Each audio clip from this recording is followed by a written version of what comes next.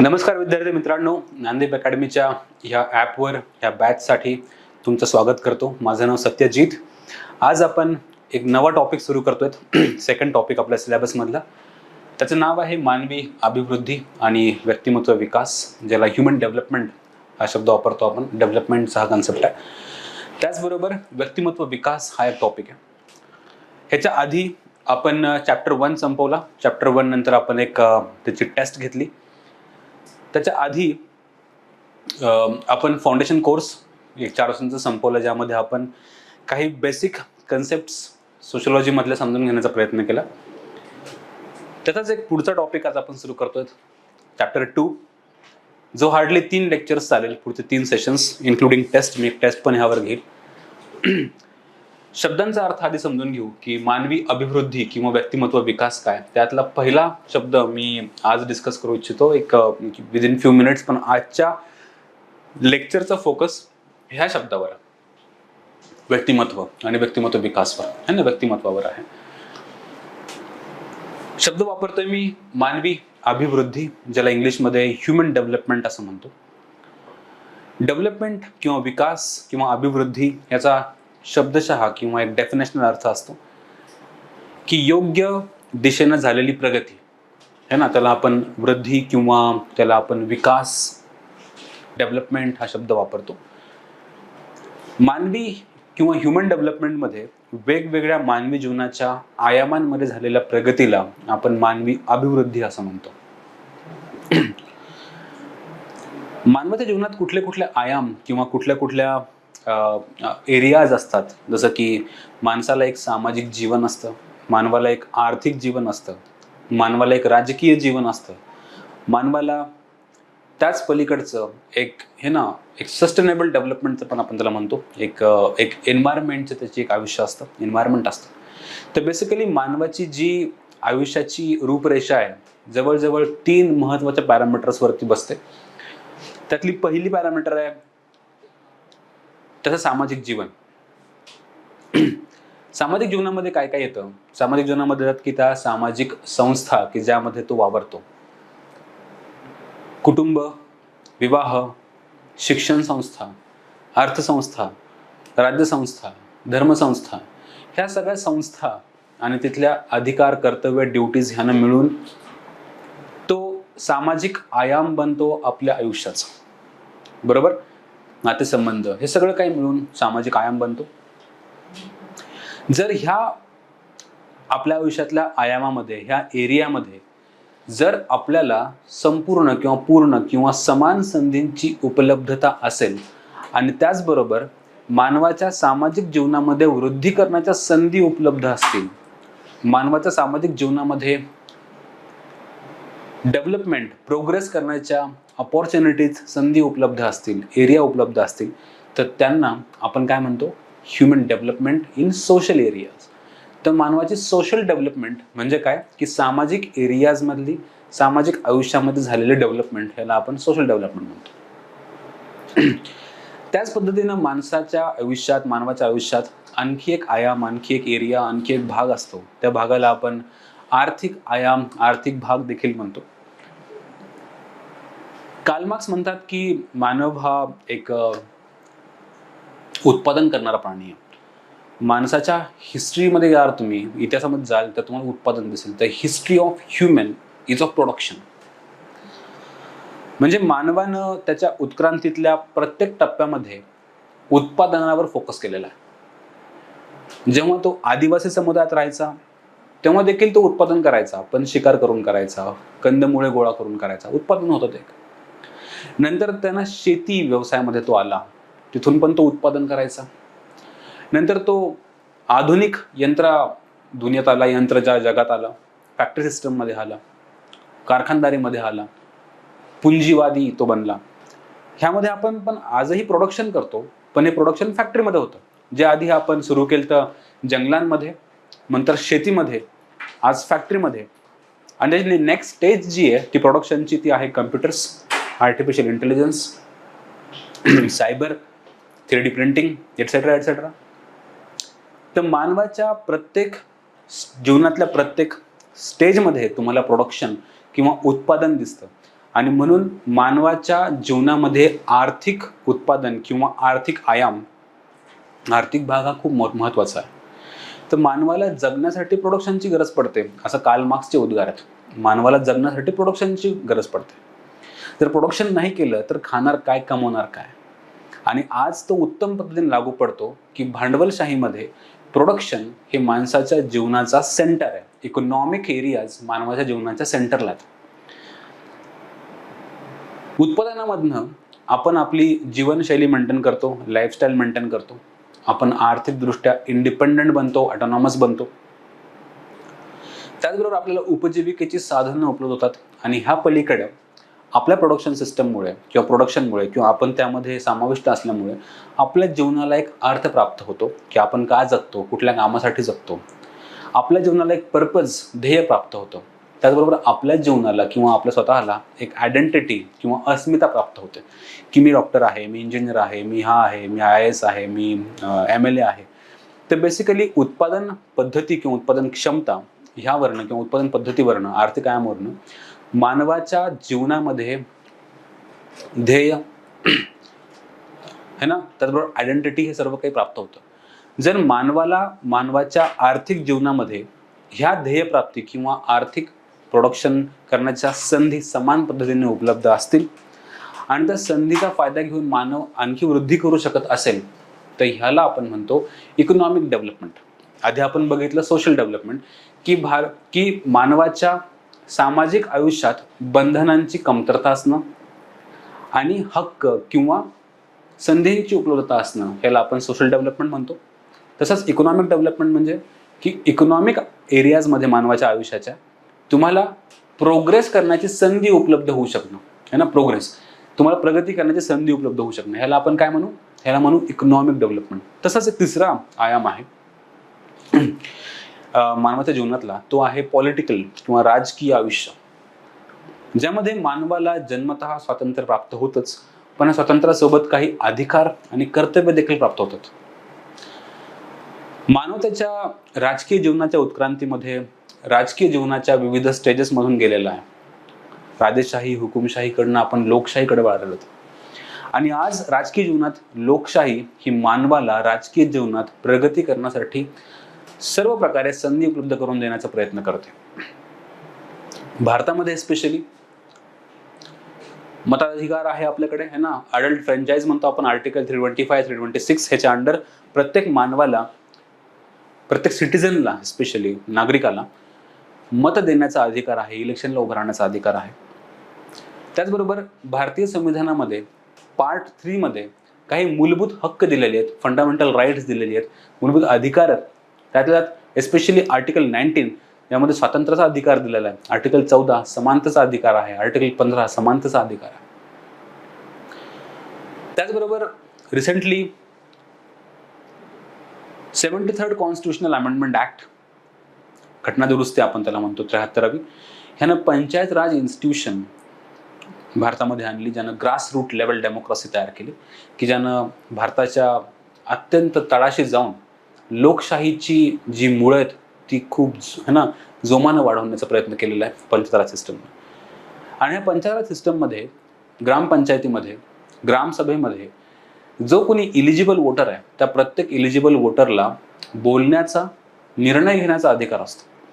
म्हणजे एकंदरीत मानवाला राजकीय जीवनामध्ये जर हक्क, अधिकार, स्वातंत्र्य प्राप्त होत असतील तर त्याचाच अर्थ असतो, त्यालाच पॅरलली आपण म्हणतो की राजकीय किंवा पॉलिटिकल डेव्हलपमेंट होतीये. मानवाला त्याच्या irrespective of his caste, his religion, his gender, his creed, his identity, his economic class, जर राजकीय अधिकार प्राप्त होत असतील तर राजकीय एरियामध्ये डेव्हलपमेंट होतीये असं आपण जरूर म्हणतो. तर नीट बघायला गेलं तर मानवी आयुष्याच्या सामाजिक, आर्थिक आणि राजकीय ह्या तिन्ही एरियामध्ये जर प्रगती करण्यासाठी वाव आणि संधी उपलब्ध असतील तर ह्या तिघांना मिळून आपण ह्युमन डेव्हलपमेंट म्हणतो, मानवी अभिवृद्धी असा शब्द वापरतो, ह्युमन डेव्हलपमेंट. युनायटेड नेशन्सचा एक ह्युमन डेव्हलपमेंट इंडेक्स आहे. ह्या ह्युमन डेव्हलपमेंट इंडेक्समध्ये युनायटेड नेशन्स ह्युमन डेव्हलपमेंट विविध देशामध्ये कुठल्या लेवलला आहे हे मोजते. आणि ह्यामध्ये हे 3 इम्पॉर्टंट पॅरामीटर्स आहेत: इकॉनॉमिक, सोशल आणि राजकीय, पॉलिटिकल. सोशल लाईफमध्ये ते मोजतात ह्युमन डेव्हलपमेंट इंडेक्स HDI मध्ये एज्युकेशन आणि हेल्थची लेवल किती आहे. इकॉनॉमिक पॅरामीटरमध्ये ते मोजतात की त्या पर्टिक्युलर देशाची पर कॅपिटा इन्कम किती आहे.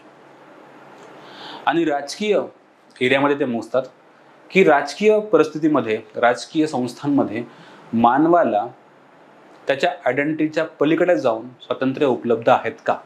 ते ह्युमन डेव्हलपमेंट, मानवी अभिवृद्धी ही मानवाच्या राजकीय, आर्थिक आणि सामाजिक आयामांची एक गोळाबेरीज असते. कुठलाही माणूस, कुठलाही मानव, कुठलीही स्त्री किंवा कुठलाही पुरुष हा पूर्णपणे तेव्हाच डेव्हलप होऊ शकतो, प्रगतिशील होऊ शकतो किंवा त्याची प्रगती होऊ शकते जेव्हा त्याची ही तिन्ही एरियामध्ये प्रगती होते. तिन्ही एरिया कुठले? सामाजिक, आर्थिक आणि राजकीय.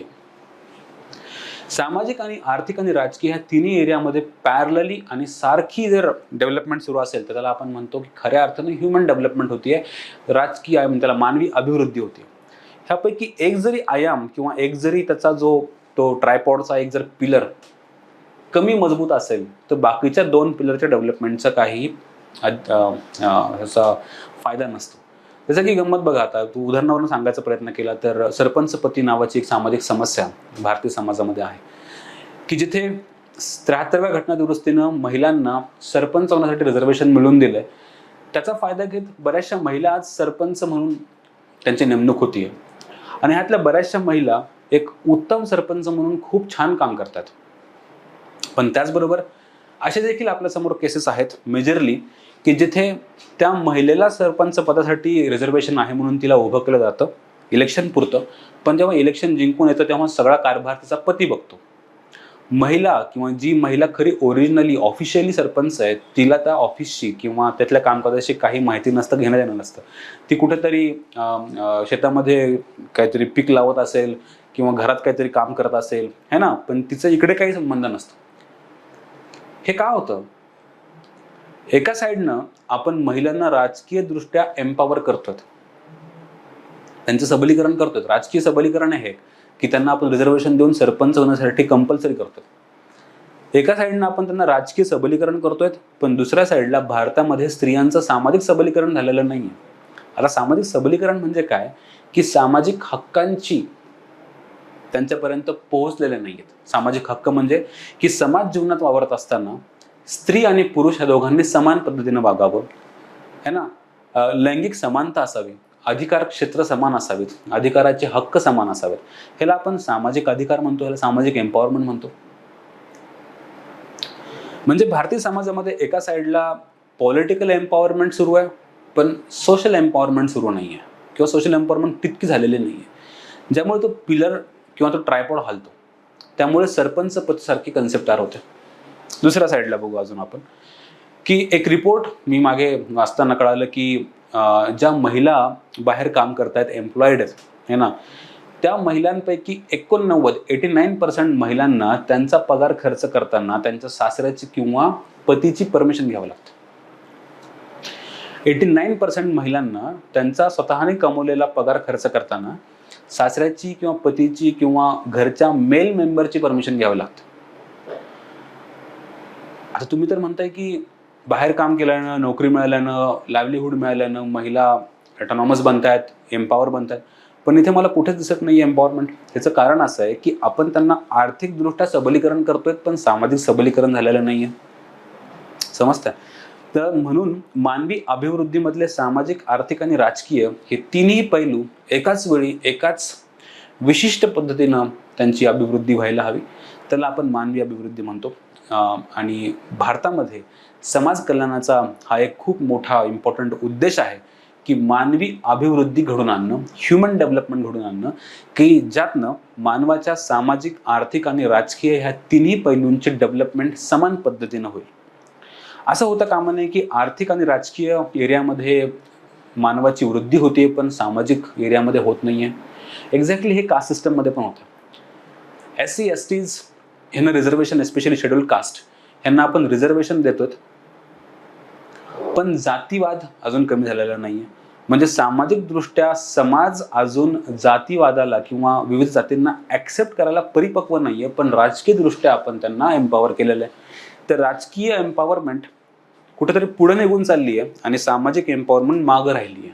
कल्चरल लॅग त्याला आपण म्हणतो, सोशल लॅग, की ज्यामुळे जाती दंगे उद्भवतात. जेव्हा एखादा SC कॅन्डिडेट निवडून येतो तेव्हा त्याच्यावर अत्याचार होऊ शकतो.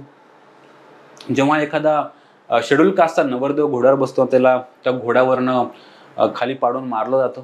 अशा केसेस आपण न्यूजपेपरमध्ये वाचतो. याचा अर्थ की राजकीय एम्पॉवरमेंट आणि सोशल एम्पॉवरमेंट ह्यामध्ये एक तफावत आपल्याला दिसते.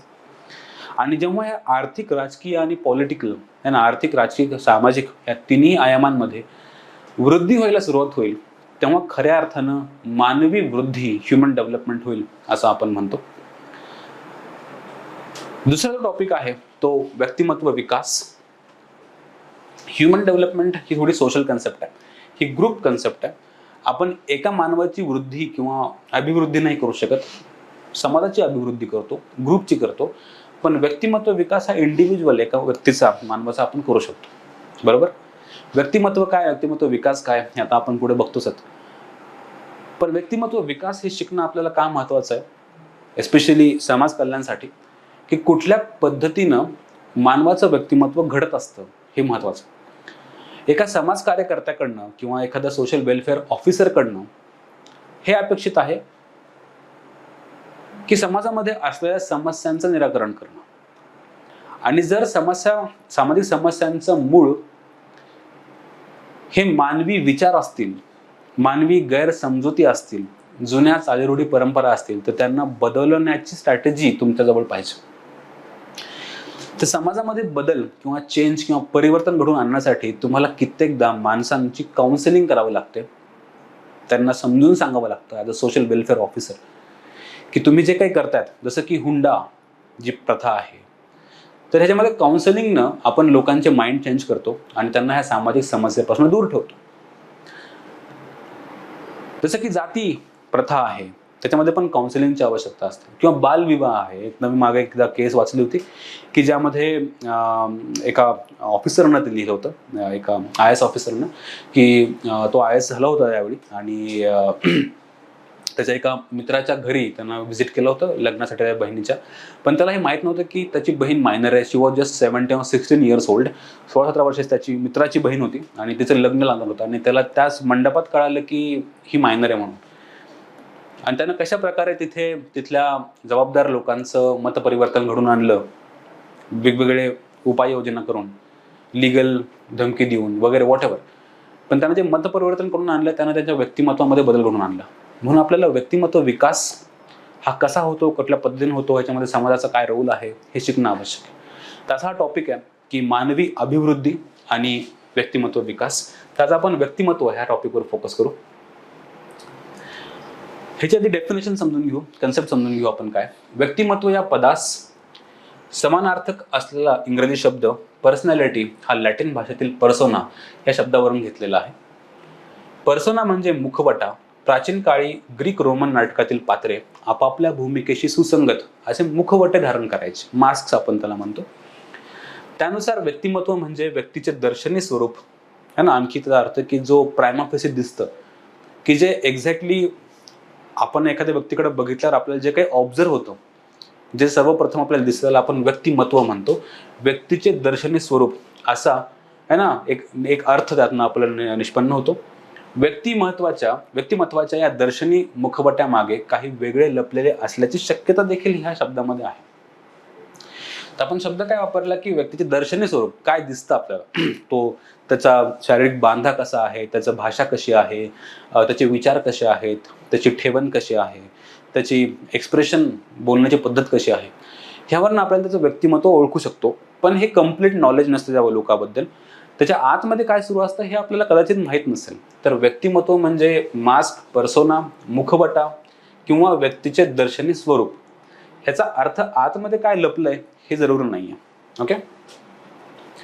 अमेरिकन मानसशास्त्रज्ञ गॉर्डन विलर्ड अल्पोर्ट यांनी व्यक्तिमत्व या पदाच्या 50 व्याख्या विविध ग्रंथांमधून गोळा केलेल्या आहेत. खूप महत्त्वाचे व्यक्तिमत्व आहे. गॉर्डन विलर्ड अल्पोर्ट यांची आपण डेफिनेशन पण शिकणार आहोत. तर व्यक्तिमत्व किंवा पर्सनॅलिटी ह्या चॅप्टरमध्ये ह्याची परिभाषा करताना ह्या थिंकरचं नाव विसरता कामा नये. तर यांनी अशा 50 वेगवेगळ्या व्याख्या त्यांनी गोळा केलेल्या आपल्याला दिसतात. त्यातल्या काही व्याख्या व्यक्तीच्या बाह्य रूपावर भर देणाऱ्या आहेत आणि काही तिच्या प्रधान वैशिष्ट्यांवर भर देणाऱ्या आहेत, तर काही व्यक्तिमत्वाच्या केंद्रस्थानी असलेल्या स्वत्वाच्या संकल्पनेवर भर देणाऱ्या आहेत. ओके, तर 3 आयाम त्यांनी समजून सांगण्याचा प्रयत्न केला 50 डेफिनेशन मध्ये. एकतर तो बाहेरून दिसतो कसा, त्याचबरोबर तिच्या काही प्रधान त्याचे फीचर्स, प्रधान वैशिष्ट्य, आणि तिसरा की त्याचं स्वत्व आहे ना, त्याची आयडेंटिटी, सेल्फ, ह्याच्यावरची कल्पनेवर त्या भर देतात. तर स्वत्वावर त्या डिपेंड असतात. अल्पोर्ट यांची व्यक्तिमत्वाची व्याख्या पुढील प्रमाणे आहे. व्यक्तिमत्व म्हणजे व्यक्तीचे वैशिष्ट्यपूर्ण आचार विचार तथा वर्तन व्यवहार निर्धारित करणारे तिच्या मनोदैहिक संस्थांचे गतिशील संघटन, ह्याला आपण काय म्हणतो, ह्याला आपण व्यक्तिमत्व म्हणू शकतो. तर अल्पोर्ट यांची जी डेफिनेशन ती एक सुंदर डेफिनेशन आहे, त्याला अजून आपल्याला अर्ध संपवायचं आहे. पण आतापर्यंत व्यक्तिमत्व म्हणजे व्यक्तीचे वैशिष्ट्यपूर्ण आचार विचार तथा वर्तन व्यवहार निर्धारित करणारे तिच्या मनोदैहिक म्हणजे मानसिक आणि शारीरिक संस्थांचे गतिशील संघटन, ह्याला देखील आपण पर्सनॅलिटी म्हणतो. या व्याख्येनुसार व्यक्तीच्या व्यक्तिमत्वात शारीरिक गुणधर्मांबरोबरच मानसिक वैशिष्ट्यांचाही अंतर्भाव होतो. तर फर्स्टली शारीरिक गुणधर्म, दुसरा मानसिक वैशिष्ट्य यांचा पण अंतर्भाव आहे. सेकंडली शारीरिक वैशिष्ट्ये आणि मानसिक वैशिष्ट्ये ही परस्परांशी निगडीत असून त्यांचा परस्परांवर प्रभाव हा पडत असतो. पहिला आपण बघितलं अर्थ काय, तर व्यक्तिमत्वामध्ये शारीरिक आणि मानसिक वैशिष्ट्य, की मानसिक वैशिष्ट्य म्हणजे काय, तो कसा विचार करतो, काय त्याची थॉट प्रोसेस आहे, त्याची आयडियाज कशा आहेत, है ना, त्याचे काही पूर्वग्रह आहेत का, सदोष आहेत का. तर शारीरिक वैशिष्ट्य आणि मानसिक वैशिष्ट्य ही परस्परांशी निगडीत असून त्यांचा परस्परांवर प्रभाव पडत असतो. तिसरा की व्यक्तिमत्वात अभिप्रेत असलेले मनोदैहिक गुणधर्मांचे संघटन हे गतिशील असते, म्हणजे ते बदलते नेहमी. तर तिसरा ह्यावरून आपल्या डेफिनेशनवर अशी पण आयडिया येते की पर्सनॅलिटी कधी कॉन्स्टंट नसते आणि ती नसू पण शकते. ती पर्सनॅलिटी म्हणजे ही नेहमी बदलणारी असते, बदलू शकते, आणि मानवानं जर तसे प्रयत्न केले तर पर्सनॅलिटीमध्ये आपण नक्की बदल घडवून आणू शकतो. आजची पर्सनॅलिटी उद्या पण तशीच असेल असं अजिबात नाही. तर एकंदरीत पर्सनॅलिटी म्हणजे काय असतं की अशा प्रकारची शारीरिक आणि मानसिक ठेवण की जी एखाद्या व्यक्तीला डिफाईन करते, एखाद्या व्यक्तीबद्दल विशिष्ट असं नॉलेज देते. तर मानसिक आणि शारीरिक गुणधर्मांनी मिळून ती पर्सनॅलिटी बनते. पर्सनॅलिटीचे नियंत्रक म्हणजे ते कशावर डिपेंड असते. सेकंड टॉपिक बघू आपण. व्यक्तीच्या व्यक्तिमत्वास त्याचे वैशिष्ट्यपूर्ण स्वरूप हे पिंडगत असते, है ना, ती तसेच पिंडगत तसेच है ना परिसरीय घटकांमुळे प्राप्त होते. एकतर पर्सनॅलिटीवर महत्त्वाचा कॉन्ट्रीब्युशन असतं तुमच्या जेनेटिक्स किंवा जीन्सचं, की तुम्ही कुठल्या फॅमिलीमधनं, कुठल्या रेसमधनं, कुठल्या है ना जीन्समधनं बायोलॉजिकली आलात. तर पर्सनॅलिटीमध्ये काही बायोलॉजिकल फीचर्स आपण इनहेरिट करतो, की तुमची हाईट, तुमचा रंग, तुमचे नाक डोळे ह्यांची ठेवण, सगळं काही. त्याचे काही बाह्य स्वरूप किंवा तुम्हाला बाह्य रूप किंवा तुमचा देह जो प्राप्त होतो त्याच्यामागे कुठेतरी जीन्सचा किंवा बायोलॉजीचा परिणाम असतो. त्याला आपण पिंडगत किंवा पिढीगत अशा प्रकारचा शब्द वापरतो. इनहेरिटन्स त्याला आपण म्हणतो, की ज्यामध्ये आपण इनहेरिट करतो काही बायोलॉजिकल फीचर्सला. पण फक्त बायोलॉजिकल फीचर्स पर्सनॅलिटीमध्ये आपण बघतो का, तर नाही. तर काही मानसिक, सायकोलॉजिकल, इंटलेक्च्युअल, बौद्धिक फीचर्स पण आपण त्यामध्ये बघतो, की जे हळूहळू मानवाला सामाजिकीकरणाच्या प्रोसेसमधून प्राप्त होतात. तर बायोलॉजी अँड सोशलॉजी ह्या दोघांचं मिक्सचर म्हणजे पर्सनॅलिटी डेव्हलपमेंट असतं. ओके, तर बायोलॉजिकली जे फीचर्स मिळतात, काही मानसशास्त्रीय फीचर्स सायकोलॉजी आणि काही सोशोलॉजिकल फीचर्स. तर बेसिकली पर्सनॅलिटी ह्या 3 वेगवेगळ्या डिसिप्लिनचं कॉम्बिनेशन आहे. पर्सनॅलिटी बायोलॉजिकल असते, पर्सनॅलिटी सायकोलॉजिकल सुद्धा असते आणि पर्सनॅलिटी सोशोलॉजिकल पण असते, बरोबर. तर व्यक्तीच्या व्यक्तिमत्वास त्याचे वैशिष्ट्यपूर्ण स्वरूप पिंडगत तसेच परिसरीय घटकांमुळे प्राप्त होते. व्यक्तिमत्व कोणालाही जन्मतःच पूर्ण अवस्थेत प्राप्त होत नसते, ते सतत विकसित होत असते. व्यक्तिमत्वामधील विशिष्ट गुणछटा विकसित होत असतात, है ना, हळूहळू. तर तुम्हाला जन्मतः पूर्ण पर्सनॅलिटी मिळते असं अजिबात नाहीये. तुम्ही हळूहळू तुमच्या पूर्ण लाईफस्पॅनमध्ये वेगवेगळ्या गोष्टीतनं, सामाजिकीकरणातनं, ह्या प्रोसेसमधनं तुम्ही शिकता की समाजामध्ये विशिष्ट लोकांसोबत विशिष्ट पद्धतीने कशा प्रकारे वागता यावं. व्यक्तिमत्वाचा आणि त्यातील गुणछटांचा विकास हा अनुवंशिक तसेच आसमंत या दोघांच्या संयुक्त प्रभावानुसार आपल्याला घडतो. तर नॅचरल अँड सोशल अशा 2 पॅरामीटर्सवर किंवा 2 आयामांवरून आपल्याला एक पर्सनॅलिटी किंवा पर्सोना आपल्याला मिळतो, आपल्याला एक ओळख मिळते. आणि आपल्या जी दैहिक आणि मानसिक जी रचना आहे ती सोशिओलॉजी आणि बायोलॉजी ह्या दोघांवर पण डिपेंड असते. शरीरातील अवयवांची रचना, रासायनिक प्रक्रिया, कौटुंबिक वातावरण आहे ना. आता बघा ना, शरीरातील अवयवांची रचना, रासायनिक प्रक्रिया हे कुठेतरी बायोलॉजिकल कन्सेप्ट आहेत, पण त्याचबरोबर कौटुंबिक वातावरण किंवा सामाजिक वातावरण अवतीभोवतीचं हे सामाजिक रचना आहे, हे नैसर्गिक नाही, हे सामाजिक जीवन आहे. तर नैसर्गिक आणि सामाजिक जीवनाचं कॉम्बिनेशन ही पर्सनॅलिटी आहे. ते कौटुंबिक वातावरण तसेच सामाजिक परिसर, व्यक्तीला वेळोवेळी धारण कराव्या लागणाऱ्या भूमिका तसेच तिच्या डोळ्यांपुढील आदर्श या सर्वांचा व्यक्तिमत्वावर हळूहळू का होईना प्रभाव पडत असतो. आणि व्यक्तिमत्व हे कधीच जन्मतः पूर्णपणे प्राप्त होत नाही. त्यातले फक्त बायोलॉजिकल फीचर्स आपल्याला जन्मतः प्राप्त होतात, पण सायकोलॉजिकल अँड सोशल फॅक्टर्स जे आहेत किंवा जे ते फीचर्स आहेत, जे वैशिष्ट्य आहेत, ते पूर्ण आयुष्यभर आपण ते बदलत असतो. ती प्रोसेस सुरू असते. तर व्यक्तिमत्व विकास किंवा व्यक्तिमत्व हे कधीच कॉन्स्टंट नसतं, ते सातत्यपूर्ण असतं, ते बदलत असतं, ते चेंज होत असतं. राईट. शरीरातील अवयवांची रचना, रासायनिक प्रक्रिया, कौटुंबिक वातावरण तसेच सामाजिक परिसर, व्यक्तीला वेळोवेळी धारण कराव्या लागणाऱ्या भूमिका तसेच तिच्या डोळ्यांसमोर आदर्श या सर्वांचा व्यक्तिमत्व विकासावर प्रभाव पडत असतो. वाढत्या वयात मूल हे नातेवाईकांच्या, शेजाऱ्यांच्या, समवयस्कांच्या, शालेय सवंगड्यांच्या, शिक्षकांच्या संपर्कात येते. त्यावेळी त्याला येणाऱ्या अनुभवांनी त्याच्या व्यक्तिमत्वात बरे वाईट वळण लागते. तर आपण त्याला एकंदरीत त्या प्रोसेसला म्हणतो सामाजिकीकरण. सामाजिकीकरणामध्ये कुठले कुठले सामाजिक घटक हे अंतर्भूत असतात. तर त्यातला पहिला महत्त्वाचा घटक असतो कुटुंब. आणि कुटुंबातले जे आपले त्याला आपण म्हणू जे मेंबर सदस्य असतात, आई वडील, आजी आजोबा, भाऊ बहीण, थोडे दूरचे नातेवाईक. त्यानंतर जेव्हा तो त्याची वाढ होते, वृद्धी होते, तेव्हा तो शालेय जीवनामध्ये प्रवेश करतो, ज्यावेळी त्याचा पीअर ग्रुप, मित्रपरिवार आणि त्या पीअर ग्रुप सोबत शिक्षक हे महत्त्वाचा रोल प्ले करतात. त्यानंतर जेव्हा तो कॉलेज सोडून, शाळा सोडून जेव्हा तो वर्क फोर्समध्ये एंट्री करतो, तेव्हा तिथले त्याचा पीअर ग्रुप, त्याचे बॉस, त्याचे ज्युनियर्स, सिनियर्स हे सगळ्यांनी मिळून किंवा समाज एकंदरीत त्याला सामाजिकरणाच्या प्रोसेसमधनं पुढे पुढे ढकलत असतो. आणि ह्यातनं तुमची पर्सनॅलिटी किंवा एक तुमचा पर्सोना, तुमचे मानसिक आणि शारीरिक फीचर्स बदलत असतात. बरोबर. तर शेजारी, नातेवाईक, समवयस्क, शालेय सवंगडी, शिक्षक, मित्र ह्या सगळ्यांमधनं, त्याच्यातून मिळणाऱ्या अनुभवातनं तुमच्या व्यक्तिमत्वाला चांगले किंवा वाईट असे वळण लागू शकते. तर तुम्ही एक बायोलॉजिकल प्राणी असता, तर तो प्राणी सामाजिक प्राणी बनतो. ह्या प्रोसेसमधनं त्याला आपण सोशलायझेशन म्हणतो. आता व्यक्तिमत्व दिसतं कसं, त्याचे गुणधर्म काय असतात, त्याच्या गुणछटा कशा असतात, है ना, की तो शांत स्वभावाचा आहे, तो चिडका आहे, वगैरे वगैरे. तर ह्याला आपण व्यक्तिमत्वाच्या गुणछटा म्हणतो. तर हे आता आपण शिकण्याचा प्रयत्न करू. जो गुणधर्म अथवा वर्तन विशेष एखादा मनुष्य विविध प्रसंगात सातत्याने व सवयीनुसार प्रदर्शित करतो, त्या गुणधर्मास व्यक्तिमत्वाचा पैलू अथवा गुणछटा असे म्हणतात. तर जो त्याचा मेजर फीचर आहे एखाद्या पर्सनॅलिटीचा, की तो शांत स्वभावाचा आहे, तो चिडचिड करणारा आहे, तो है ना एन्जॉय करणारी पर्सनॅलिटी आहे, तो हसतमुख आहे, तो डिप्रेस्ड आहे, है ना. तर बेसिकली ते काय असतात, की एखादा वर्तन विशेष, एखादा मनुष्य विविध प्रसंगात जर तो सातत्याने दाखवत असेल, तर त्यावरनं त्याच्या पर्सनॅलिटीची गुणछटा कळते, त्याच्या पर्सनॅलिटीचं ते फीचर असतं. जर एखादा माणूस एखाद दुसऱ्या प्रसंगी संतापला, तर तेवढ्यावरूनच आपण त्याला तापट अथवा रागीट स्वभावाचा ठरवत नाही.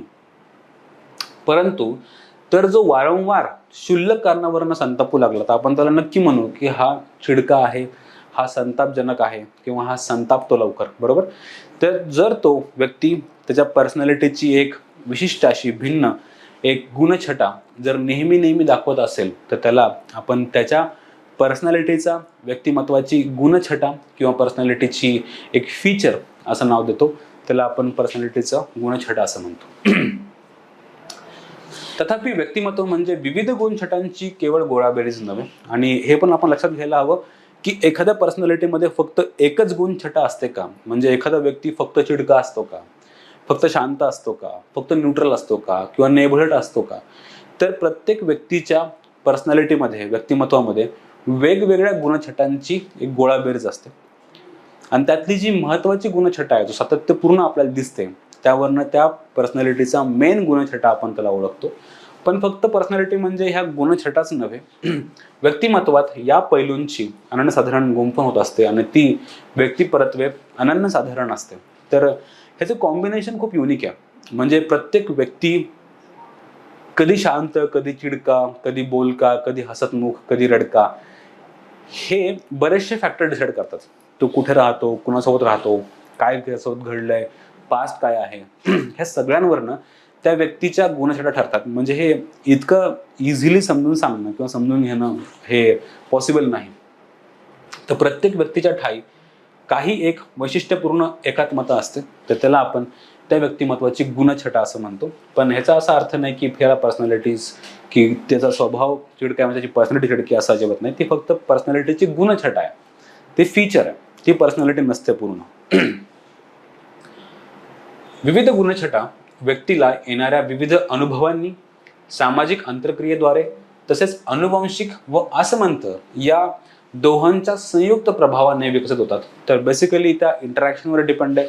काही नॅचरल फीचर्स असतात, जेनेटिकली त्या इनहेरिट करतो आपण. काही सोसायटीकडनं आपण ते इनहेरिट करतो. तर नॅचरल अँड सोशल अशा दोन्हीही पॅरामीटर्स, अशा दोन्ही कॉम्बिनेशन्सने मिळून त्या एखाद्या व्यक्तीची, त्या पर्सनॅलिटीची, त्या व्यक्तिमत्वाची गुणछटा ही ठरत असते. प्रत्येक गुणछटा तिच्या विशुद्ध स्वरूपात एका टोकाची वर्तन प्रवृत्ती असते, एकदम प्युअर, राईट.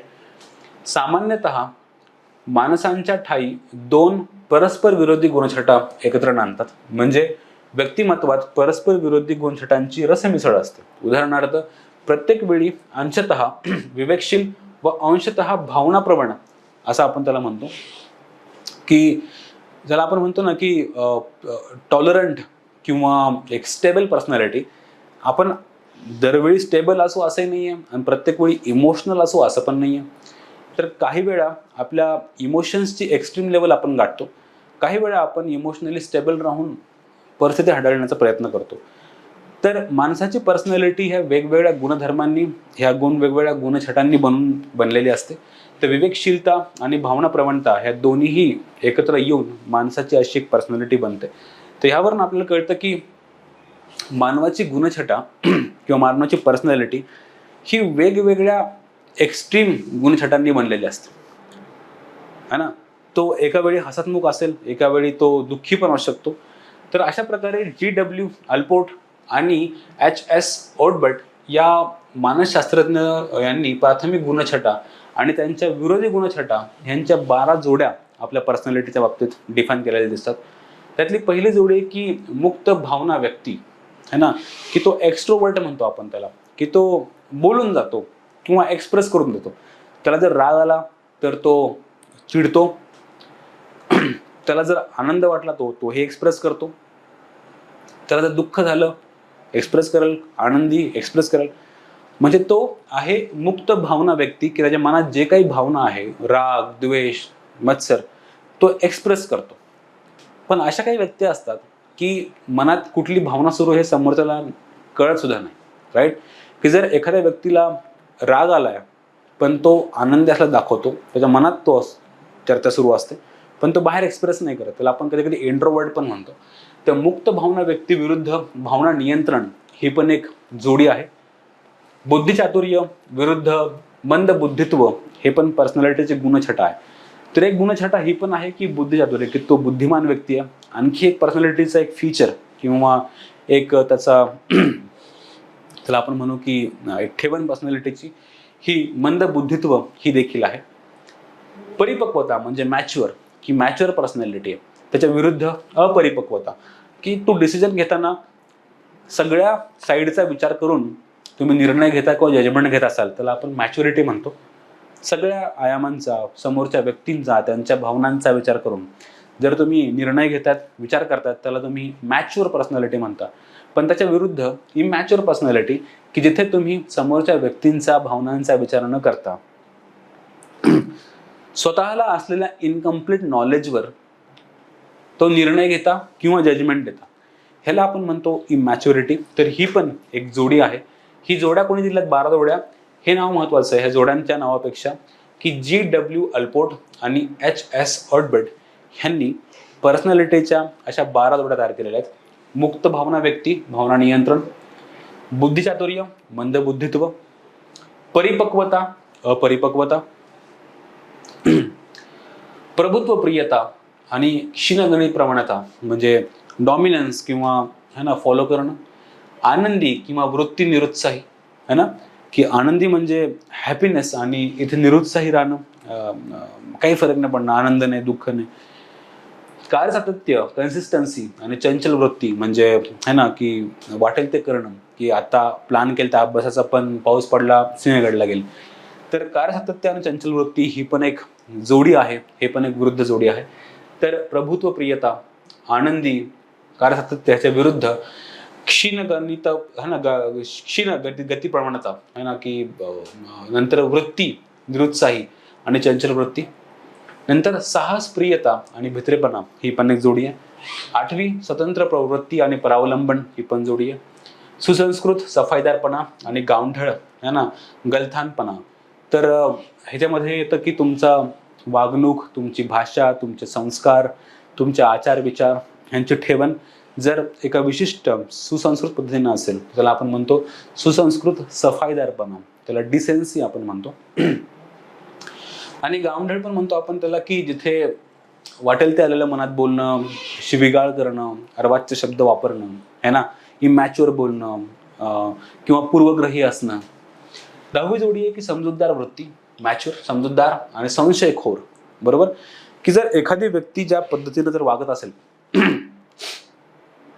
तर ती व्यक्ती अशी का वागली ह्याचा समज किंवा जे अंडरस्टँडिंग करून घेणं, ह्याला आपण म्हणू की ती व्यक्ती समजूतदार आहे.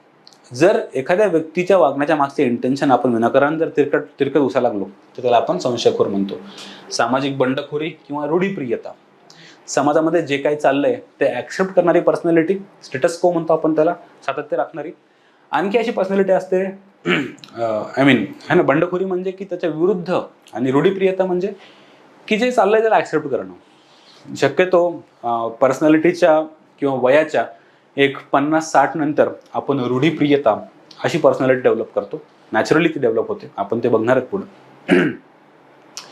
आणि आपण वयाच्या एक 20 ते 30 किंवा 20 ते 35-40 ह्या दरम्यान बंडखोर असतो, की समाजामध्ये जे काही चाललंय ह्याच्या विरुद्ध आवाज किंवा बंड करण्याची आपली तयारी किंवा ॲटलिस्ट एक्सप्रेस करण्याची तयारी आपली असते. त्याला आपण म्हणतो सामाजिक बंडखोरी, रिव्होल्युशन आणण्याचा प्रयत्न करतो आपण.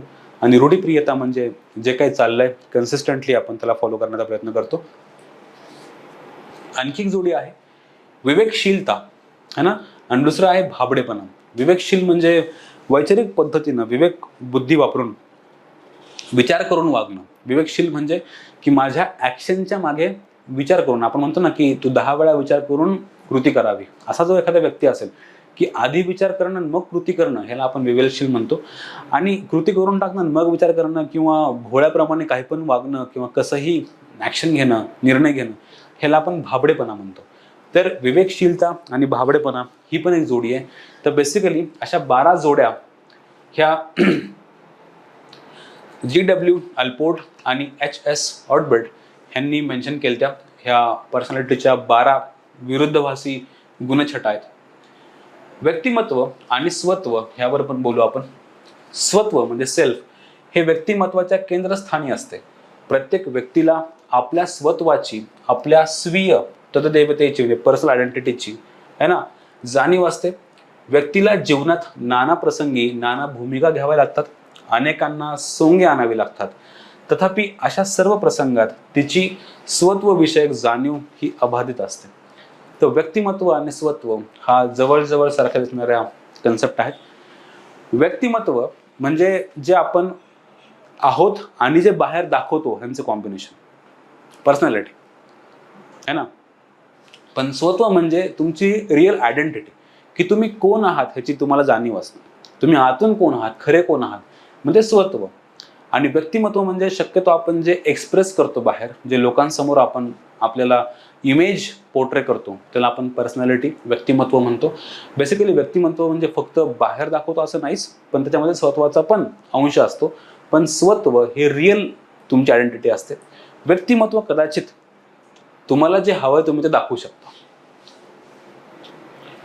व्यक्तीची स्वत्व भावना अनुभववशात वंशात अनेक परिसरीय गोष्टीकडे आकृष्ट होत आणि व्यापक होत जाते. हे माझे शरीर, हे माझे आईवडील, ही माझी भावंडे, हे माझे घर, हे माझे मित्र, हे माझे सखे सोयरे, ही माझी शाळा, हा माझा देश. अशा टप्प्याटप्प्यांनी व्यक्तीचे स्वत्व हे विशाल होते, जे काही माझं आहे, जो काही मी आहे. काही व्यक्तींचे स्वत्व हे विश्वाची माझे घर असे म्हणण्या इतपत विकसित होते. तर अशा प्रकारे सेल्फची जी भाषा आहे, तो फक्त मी आहे, की माझ्या सेल्फमध्ये माझे नातेवाईक येतात, की अजून थोडे मित्र येतात, की समाज येतो, देश येतो, की जग येतं. तर बेसिकली लोकांचं स्वत्व हे त्यांच्या ठरवलेल्या एरियापुरतं लिमिट असतं. पण काही लोकांचं स्वत्व हे जगाच्याही पलीकडे असतं. तर संपूर्ण विश्व हे माझे घर असे पण स्वत्व लोक डेव्हलप करतात. व्यक्तिमत्व विकास आणि सुधारणा ही पण एक संकल्पना आपण बघू. आपल्या व्यक्तिमत्वाचा विकास कसा करावा, याचा प्रभावशाली व्यक्तिमत्व कसे संपादन करायचे, या संबंधाने कोणताही सुनिश्चित नियमावली आपल्याला सांगता येत नाही, की तुम्ही असं करा, असं वागा, असे रूल्स फॉलो करा, हे खा, इतक्या वाजता उठा, तर तुमची अशा प्रकारची पर्सनॅलिटी डेव्हलप होईल. असा कुठलाही आपल्याला ढाचा रेडी करता येत नाही. तर आपल्या व्यक्तिमत्वाचा विकास कसा करायचा, प्रभावशाली व्यक्तिमत्व कसे संपादन करायचे, ह्याचा कुठलाही सुनिश्चित असे नियमावली आपल्याला सांगता येणं शक्य नाही. कारण जो नियम एकाच्या बाबतीत लागू पडतो, तोच नियम दुसऱ्या व्यक्तीला लागू पडेल का, ह्याची आपल्याला शाश्वती देता येत नाही. तर बेसिकली व्यक्तिमत्व विकासाची जी नियमावली आहे, जे रूल्स आहेत, जी प्रोसेस आहे, जी प्रक्रिया आहे, ती व्यक्ती परत्वे बदलू शकते. तर ही person to person personality development किंवा व्यक्तिमत्व विकासाची प्रोसेस, त्याचे मार्ग, त्याचे यंत्र, त्याचे तंत्र हे बदलतात आपल्याला असं दिसतं. तथापि योग्य दिशेने प्रयत्न केल्यास व्यक्तिमत्व विकास हा नक्की, पर्सनल डेव्हलपमेंट हा नक्की एका विशिष्ट पद्धतीने आपण करू शकतो. तथापि योग्य दिशेने प्रयत्न केल्यास व्यक्तिमत्वाची सुधारणा किंवा चारित्र्याचे उन्नयन साधणे ही अगदीच अशक्यप्राय गोष्ट नाही, शक्य आहे. यशस्वी व थोर माणसांचा कित्ता गिरवून आपले व्यक्तिमत्व थोडेफार सुधारता येते, असा अनेकांचा अनुभव आहे. म्हणूनच आपण मोठ्या मोठ्या व्यक्तिमत्वांची ऑटोबायोग्राफी वाचण्याचा सजेस्ट करतो लहान लहान मुलांना, की तुमची पर्सनॅलिटी लहानपणापासून तशी डेव्हलप व्हावी. शिवाजी महाराजांची किंवा नेताजी सुभाषचंद्र बोस, विवेकानंद, महात्मा गांधी, पंडित जवाहरलाल नेहरू ह्यांच्या व्यक्तिमत्वांबद्दल आपण जर वाचलं आणि अभ्यास केला, तर आपण पण तसे बनतो काही प्रमाणात. म्हणून आपण व्यक्तिमत्व विकासामध्ये थोड्या मोठ्यांचा अनुभव शिकतो. व्यक्तिमत्व सुधारण्यासाठी स्वतःच्या अनिष्ट सवयी सोडण्याची तयारी आपल्याला ठेवावी लागते. त्याचप्रमाणे एका क्षेत्रात प्रगती साधत नसेल तर अन्य क्षेत्रात यश मिळवण्याचा प्रयत्न करणे हितावह ठरते, असं आपल्याला दिसतं. व्यक्तिमत्व संबंधाने कधी कधी गंभीर समस्या उद्भवतात. अशा वेळी चांगल्या व तज्ञ माणसांचा, प्रेमळ गुरुजनांचा, विश्वासू मित्रांचा सल्ला घेणे हिताचे ठरते. तर बेसिकली एरिक्सन यांच्या मते प्रत्येक व्यक्तीचे व्यक्तिमत्व हे जन्मापासूनच आकारित होत असते. खालील तक्त्यात त्यांनी दर्शवल्याप्रमाणे कालानुक्रमे कसे आपण पर्सनॅलिटी बदलतात ह्याबद्दल अभ्यास करू. तर मी 2 मिनिटाचा ब्रेक घेतो आणि एरिक्सन यांच्या भाषेमध्ये की कालानुरूप कशा प्रकारे व्यक्तीची पर्सनॅलिटी बदलत जाते ह्याबद्दल आपण चर्चा करू.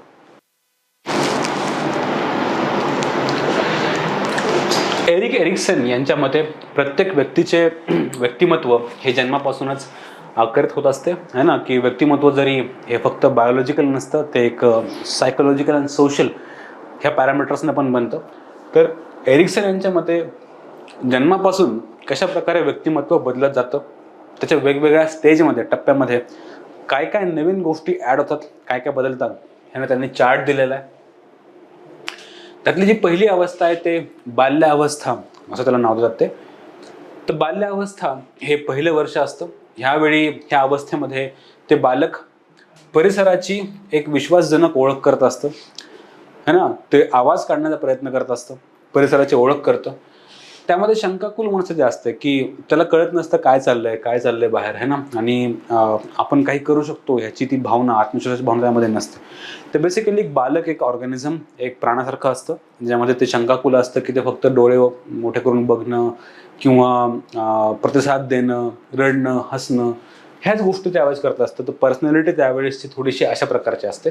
पर्सनॅलिटी असते त्यावेळी शंकाकुल मनस्थिती आणि आत्मविश्वासाचा अभाव असतो. नंतर दुसरी स्टेज येते बालपणाची पहिली 3 वर्ष ज्यामध्ये थोडं चालणं, थोडं रांगणं, है ना, हसणं, काही शब्दांचा उच्चार करणं, पापा, बाबा, मामा, आई वगैरे, है ना. त्यामध्ये थोडीशी स्वायत्तता असते काही प्रमाणात, है ना. स्वावलंबन असतं, है ना, थोडंसं चालू शकतो. आणि लहानपणी पहिल्या वर्षी बाळाला काही जरी करत असेल तरी त्याला बाकीच्यांची मदत लागते, नातेवाईकांची मदत लागते, है ना, त्याच्यात दैनंदिन प्रक्रिया करण्यासाठी. पण इथे पहिल्या 3 वर्षामध्ये थोडी स्वायत्तता असते, स्वावलंबन असतं, पण त्याचबरोबर दुर्बलता देखील असते. सामाजिकदृष्ट्या, आर्थिकदृष्ट्या, राजकीयदृष्ट्या ते अजून बालक आहे, है ना. त्याला खाण्यासाठी, झोपण्यासाठी, पिण्यासाठी या सगळ्या व्यवस्थांची गरज असते. तो दुर्बल असतो आणि तो परावलंबित असतो. तर एकंदरीत पहिल्या 3 वर्षात त्या बालकाची पर्सनॅलिटी किंवा व्यक्तिमत्व ह्या प्रकारचं असतं. स्वायत्ता, स्वावलंबन काही भागांमध्ये आयुष्याच्या, आणि काही भागांमध्ये दुर्बलता आणि परावलंबन देखील असतं. नंतर शाळेचा पूर्वकाल आहे ना, की एकदम प्रायमरी एज्युकेशन, मे बी बालवाडी, पहिली, दुसरी वगैरे हा जो पिरियड आहे, त्यावेळी तो इनोव्हेटिव्ह असतो, है ना. काही लोकांना पहिल्या दिवशी शाळेत जायला नाही आवडत, पण हळूहळू सवय झाली की मग शाळेतून घरी नाही यायला आवडत.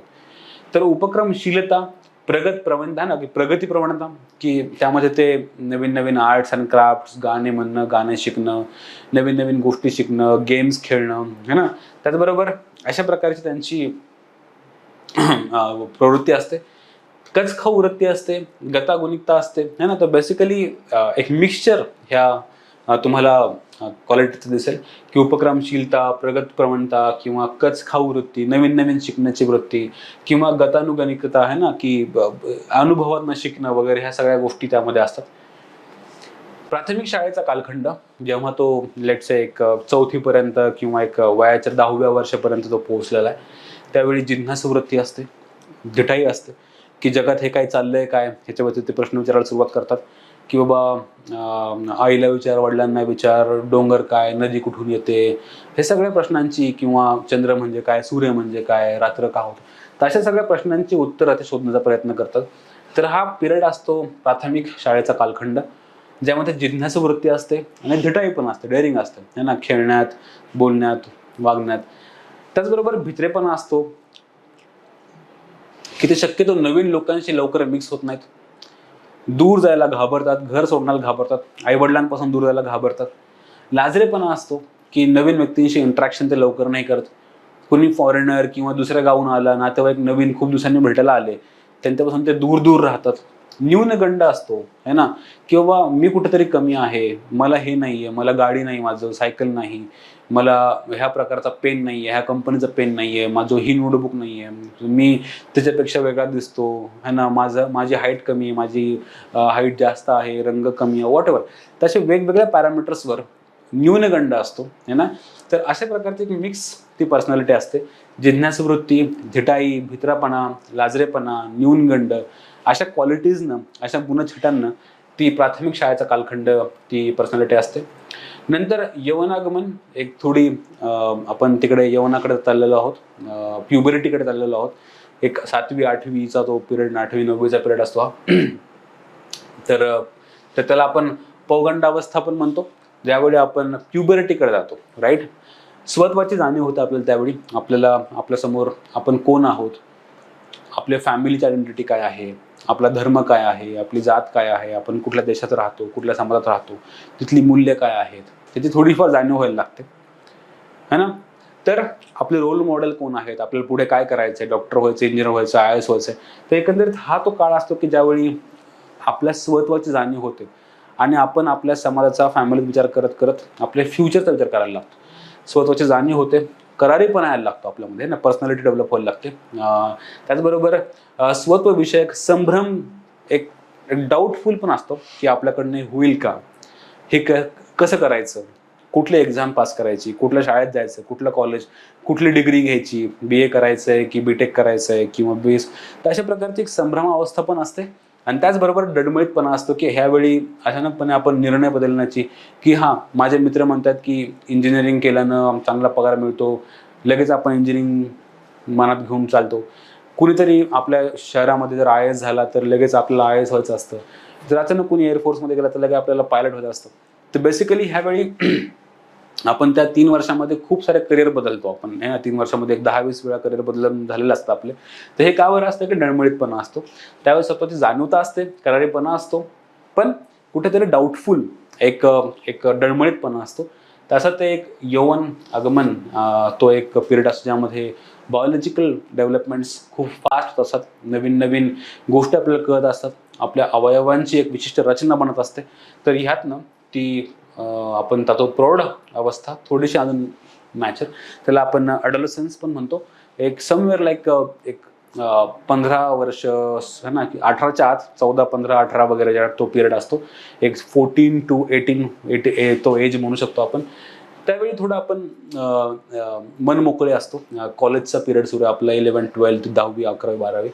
एक जवळीकचा सामाजिक संपर्क असतो, अत्यंत क्लोज मित्र तयार होणं है ना, काही प्रेमाचे नातेसंबंध तयार होणं किंवा त्याचबरोबर एकलकोंडेपणा येणं है ना, इंट्रोवर्ट बनणं, त्याचबरोबर संशयी वृत्ती वाढणं, की बहुतेक माझ्या मित्रांनं असं का केलं तर बहुतेक त्याच्या मागं ते कारण असेल, अच्छा असं. तर बेसिकली मनमोकळेपणा, जवळीक साधनाची एक अवस्था असते. नंतर एकलकोंडेपणा पण त्या काळात वाढतो. म्हणून आपण तो काळात बघतो की 10th, 11th, 12th किंवा इंजिनिअरिंगच्या एंट्रन्स ह्या एक्झामच्या काळात अचानक आत्महत्येचं प्रमाण वाढतं. बरोबर, एक्झामचं प्रेशर असतं. त्याचबरोबर सोशल मीडियामुळे खूप एक्सपोजर मिळालं आहे. रिलेशनशिपचं प्रमाण वाढत चाललं आहे. ह्यातनं होणाऱ्या इमॅच्युअर डिसिजन्समुळं पुन्हा एकलकोंडेपणा किंवा आत्महत्यांचं प्रमाण वाढतं. तर अशा प्रकारे एकंदरीत ही एक प्रौढावस्था असते. एक ॲडोलसन्स त्याला आपण म्हणतो, हा तो काळ असतो. नंतर एक मध्यमवयीन एक कालखंड असतो. त्याला आपण मध्यकालीन थोडं आपण पुढे गेलेलो असतो. एक मॅच्युरिटी यूथ आपला संपलेला असतो. एक मध्यमवयीन मे बी तुम्ही त्याला 30च्या पुढे समजू शकता, की इथं नवनिर्मित ती क्षमता असते एक 25च्या पुढे, की we can produce, we can create है ना. नवीन बिझनेस तयार करणं, नवीन प्रोडक्ट, नवीन आयडिया, नवीन कंपनी, सर्व्हिसमध्ये नवीन काहीतरी इनोव्हेशन आणणं. तर हा जो काळ असतो हा नवनिर्मितीक्षम असतो. ह्यामध्ये क्रिएटिव्हिटी जास्त असते, प्रोडक्शनची कॅपॅसिटी असते, आयडियाज तयार होत असतात. हा जननशीलता असते. इथे आपण प्रजनन करू शकतो. हा आपला एक मॅच्युरिटीचा, एक सेक्शुअल ॲक्टिव्हिटीचा हा कालखंड असतो. सनातनी वृत्ती असते, कूपमंडकता पण त्यावेळी असते, की आपण थोडं स्पिरिच्युअलिटीकडे पण जातो आणि आपल्याला जे काही माहिती आहे तेच खरं हे समजण्याचं पण आपली वृत्ती असते, की ह्याच्या पलीकडे पण नॉलेज आहे, ह्याच्या पलीकडे पण काही व्ह्यू आहेत, ह्याच्या पलीकडे पण काही ओपिनियन आहेत, हे आपण ॲक्सेप्ट नाही करत लवकर. तर बेसिकली आपल्या विचारांसोबत अत्यंत आपण एक कट्टर होण्याचा प्रयत्न करतो. आपल्याला जे पटतं तेच खरं, आपले विचार खरे, अशी पण ती एक अवस्था असते. तर नवनिर्मिती क्षमता म्हणजे त्यावेळेस आपण प्रोडक्शनची आपली कॅपॅसिटी, एक जननशीलता म्हणजे आपण त्यावेळेस रिप्रोडक्शन करू शकत असतो. ह्या काळात आपण सनातनी वृत्ती असते आणि कूपमंडकता म्हणजे आपल्याला जेवढं दिसतंय तेच आपलं विश्व, ह्याच्यामध्ये आपण राहण्याचा प्रयत्न करतो है ना. नंतर एक उतार वय मे बी 45-50 नंतरचा हा पिरियड असेल. त्यावेळी सगळं जग बघून झालेलं असतं, जगून झालेलं असतं, सगळ्या नातेसंबंधांचा अनुभव घेऊन झालेला असतो, सगळ्या आर्थिक व्यवहारांचा आपल्याला टेस्ट मिळालेले असते. त्यावेळी आपल्याला जगाची बऱ्यापैकी रिॲलिटी कळाली असते, की जग चालतं कसं, आतापर्यंत आपण कसा विचार करायचो, ते खरा होता, खोटा होता, ह्या विषयाचे आपले विचार दृढ बनतात आणि आपल्या जीवनाविषयी आणि इतर समाजाविषयीचं आपलं एक ओपिनियन तयार होतं. हे ओपिनियन लर्निंग्समध्ये असतं.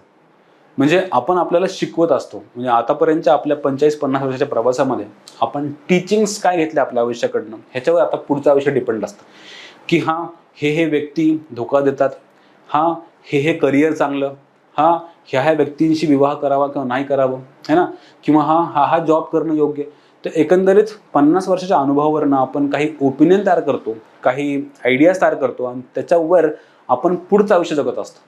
म्हणून आपण शक्यतो बघतो की समाजामध्ये जे वयोवृद्ध असतात किंवा ओल्ड एज असतात त्यांचे ओपिनियन लवकर बदलत नाहीत. त्यांचे ओपिनियन फिक्स झालेले असतात है ना, की आम्हाला क्लासिकल सॉंगच आवडतात, आम्हाला हेच हिरो हिरोईन आवडतात, तुमच्या पिढीमध्ये हे काय चाललं आहे ना, की त्यांचे जे ओपिनियन आहेत है ना, किंवा जो जनरेशन गॅप आपण जो समजतो तर ते एका पर्टिक्युलर जनरेशनमध्ये ते स्टक होतात आणि आपली जनरेशन त्यापेक्षा वेगळी असते. तर जनरेशन गॅप तयार होण्याच्या मागचं पण हा कारण असतो की त्यावेळी शांती समाधानाची भावना असते, की आता उर्वरित आयुष्य मला शांततेत आणि समाधानानं जगायचं आहे. जे काही करायचं होतं, जे काही बघायचं होतं, जे काही अनुभवायचं होतं ते सगळं काही अनुभवून झालेलं असतं, बघून झालेलं असतं, करून झालेलं असतं. आता सुख समाधान आणि शांतीनं त्यांची जगण्याची भावना असते. तिथं आंतरिक अस्वस्थता पण असते, की काही मागच्या 50 वर्षात जे काही अपयश आलेत, जे काही रिग्रेट्स आहेत, जे काही दुःख आहेत, जे काही धोके आहेत, ह्या सगळ्यांचा एक जमाबेरीज करून त्यातनं तुम्हाला नैराश्य किंवा वैफल्य प्राप्त होतं. एक आपण त्याला म्हणू की डिप्रेशन टाईप असतं, की मे बी तुमचा आर्थिक निर्णय कधीतरी मागच्या काळात चुकलेले असतात. तुमच्या यंग अवस्थेमध्ये कुणापासून तरी तुम्ही दुरावलेले असता, कुठल्या तरी एखाद्या व्यक्तिमत्वाशी तुमची जी भेट झाली त्यामुळे तुमचं आयुष्य एका वेगळ्या डिरेक्शनला किंवा कलाटणीला मिळाले असते. तर तुमच्या आयुष्यातले रिग्रेट्स हे तुमच्या नैराश्यामध्ये त्यावेळी कन्वर्ट होतात आणि ती अशी अवस्था असते, त्याला आपण म्हणतो उतार वय.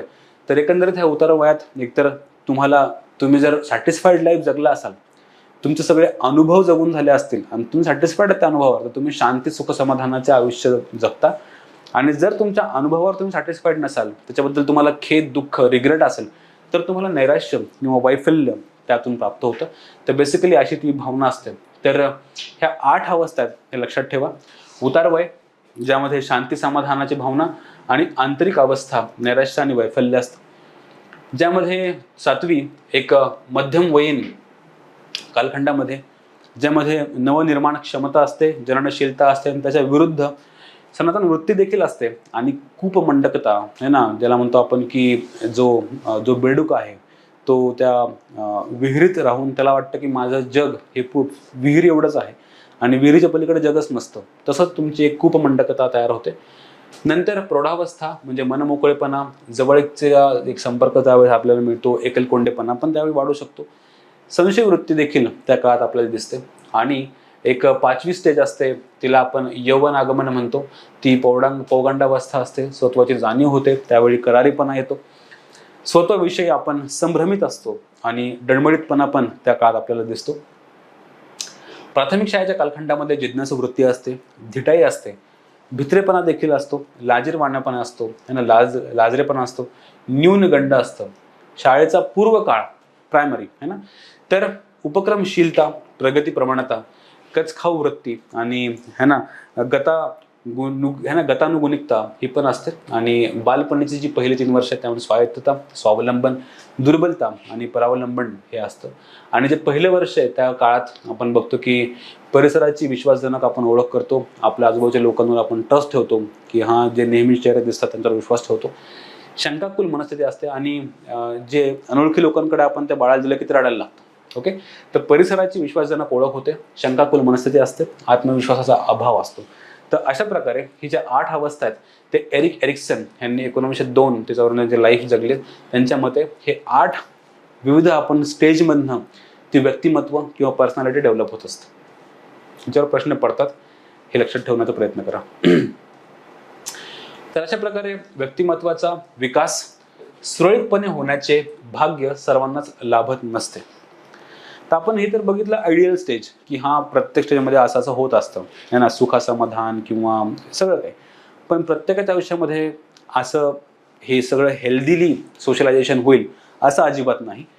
अनेक दुर्दैवी माणसांना व्यक्तिमत्व किंवा व्यक्तिगत व्यंग्य असतात है ना, काही अपंग म्हणा किंवा काही बायोलॉजिकल किंवा सायकोलॉजिकल डिसऑर्डर्स म्हणा, सामाजिक अडथळे असतात जसं की दारिद्र्य म्हणा किंवा अनाथ असतात बऱ्याच वेळा ते है ना. तर अनेक दुर्दैवी माणसांना व्यक्तिगत व्यंग्य आणि सामाजिक अडथळे यांचा असह्य काच सोसावा लागतो. त्यामुळे अशी माणसे पुरती खचून जातात आणि व्याधीग्रस्त होतात व अल्पायुषी ठरतात. अशा व्याधीग्रस्त होणाऱ्या व्यक्तींविषयी फ्रॉइड, ॲडलर, युंग यांसारख्या सुप्रसिद्ध मनोविश्लेषकांनी संशोधन केलेले आहे. आता आपण त्यावर बोलू. तर बेसिकली एरिक्सन यांच्या मते जे 8 स्टेजेस आहेत, त्या 8 स्टेजेसमधनं प्रत्येकाला जायला अपॉर्च्युनिटी मिळेलच का, ह्याची गॅरंटी अजिबात नाही आहे. त्यांच्या संशोधनामुळे मनोव्याधी जडण्याची कारणे आणि त्या दूर करण्यासाठी योजवायचे इलाज तद्विषयक बरीच उद्बोधक माहिती आतापर्यंत उपलब्ध झालेली आहे. तिचा सुयोग्य उपयोग केल्यास मानसिक आरोग्य जतन करता येते. ओके, तर बेसिकली ज्या व्यक्तिमत्वांना ह्या व्याधीग्रस्त, जस्ट आता आपण हे बघितलं की ज्या व्यक्तींना किंवा व्यक्तिमत्वांना ह्या 8 स्टेजेसमधनं हेल्दीली जाण्याची अपॉर्च्युनिटी मिळत नाही, ते व्यक्ती व्याधीग्रस्त किंवा अल्पायुषी ठरतात. आणि ह्या व्यक्तींविषयी अभ्यास केला आहे फ्रॉइड, ॲडलर, युंग यासारख्या सुप्रसिद्ध संशोधनकारांनी. आणि ह्यातनं आपल्याला बरीच माहिती उपलब्ध झालेली आहे. व्यक्तिमत्वांचे आपण वर्गीकरण करून बघू. भारतीय आयुर्वेदानुसार माणसे ही वात प्रकृती असलेले किंवा कफ प्रकृती असलेले किंवा पित्त प्रकृती असलेले अशा विविध प्रकृतींचे असतात. डीपमध्ये जायची गरज नाही. वात, कफ आणि पित्त है ना. भारतीय तत्वज्ञानानुसार सत्व किंवा रजोगुण किंवा तमोगुण, सत्वगुण, रजोगुण किंवा तमोगुण ह्या 3 गुणांच्या कमी अधिक प्रभावांमुळे माणसे सात्विक, राजस किंवा तामस स्वभावाची आपल्याला बनताना दिसतात. तर सात्विक, राजस, तामस किंवा सत्वगुण, रजोगुण आणि तमोगुण ह्या 3 काय म्हणतात त्याला गुणांमुळे, गुणांच्या फरकांमुळे आपल्याला दिसतं की पर्सनॅलिटीमध्ये बदल दिसतो. प्राचीन ग्रीक वैद्यकशास्त्रानुसार माणसाची व्यक्तिमत्वे उत्साही, निरुत्साही, नेभळट व संतापी अशा 4 प्रकारचे असतात. तर हा पण एक प्रश्न पडण्याची शक्यता असते की व्यक्तिमत्वामध्ये, पर्सनॅलिटीमध्ये कुठले कुठले प्रकार हे ग्रीक वैद्यकशास्त्र सांगतात. उत्साही, निरुत्साही, नेबळट व संतापी असे 4 प्रकारची पर्सनॅलिटी असते. हे 4 प्रकार मानवी देहातील रक्त, कफ, कृष्णपित्त आणि पित्त या 4 प्रधान रसायनांच्या कमी अधिक प्रमाणामुळे दिसतो. तर बेसिकली ह्युमन बॉडीमधल्या केमिकल्स किंवा बायोलॉजिकल केमिकल्समुळे त्या पर्सनॅलिटीमध्ये बदल दिसताना आपल्याला ग्रीक वैद्यकशास्त्र सांगतं. तर आयुर्वेद काय सांगतो? आयुर्वेद सांगतं की हे 3 रस, कुठले कुठले रस? सात्विक किंवा सत्वगुण, रजोगुण आणि तमोगुण यामुळे स्वभाव कसा बनतो? सात्विक किंवा राजस किंवा तामस ह्या प्रकारचा स्वभाव बनतो.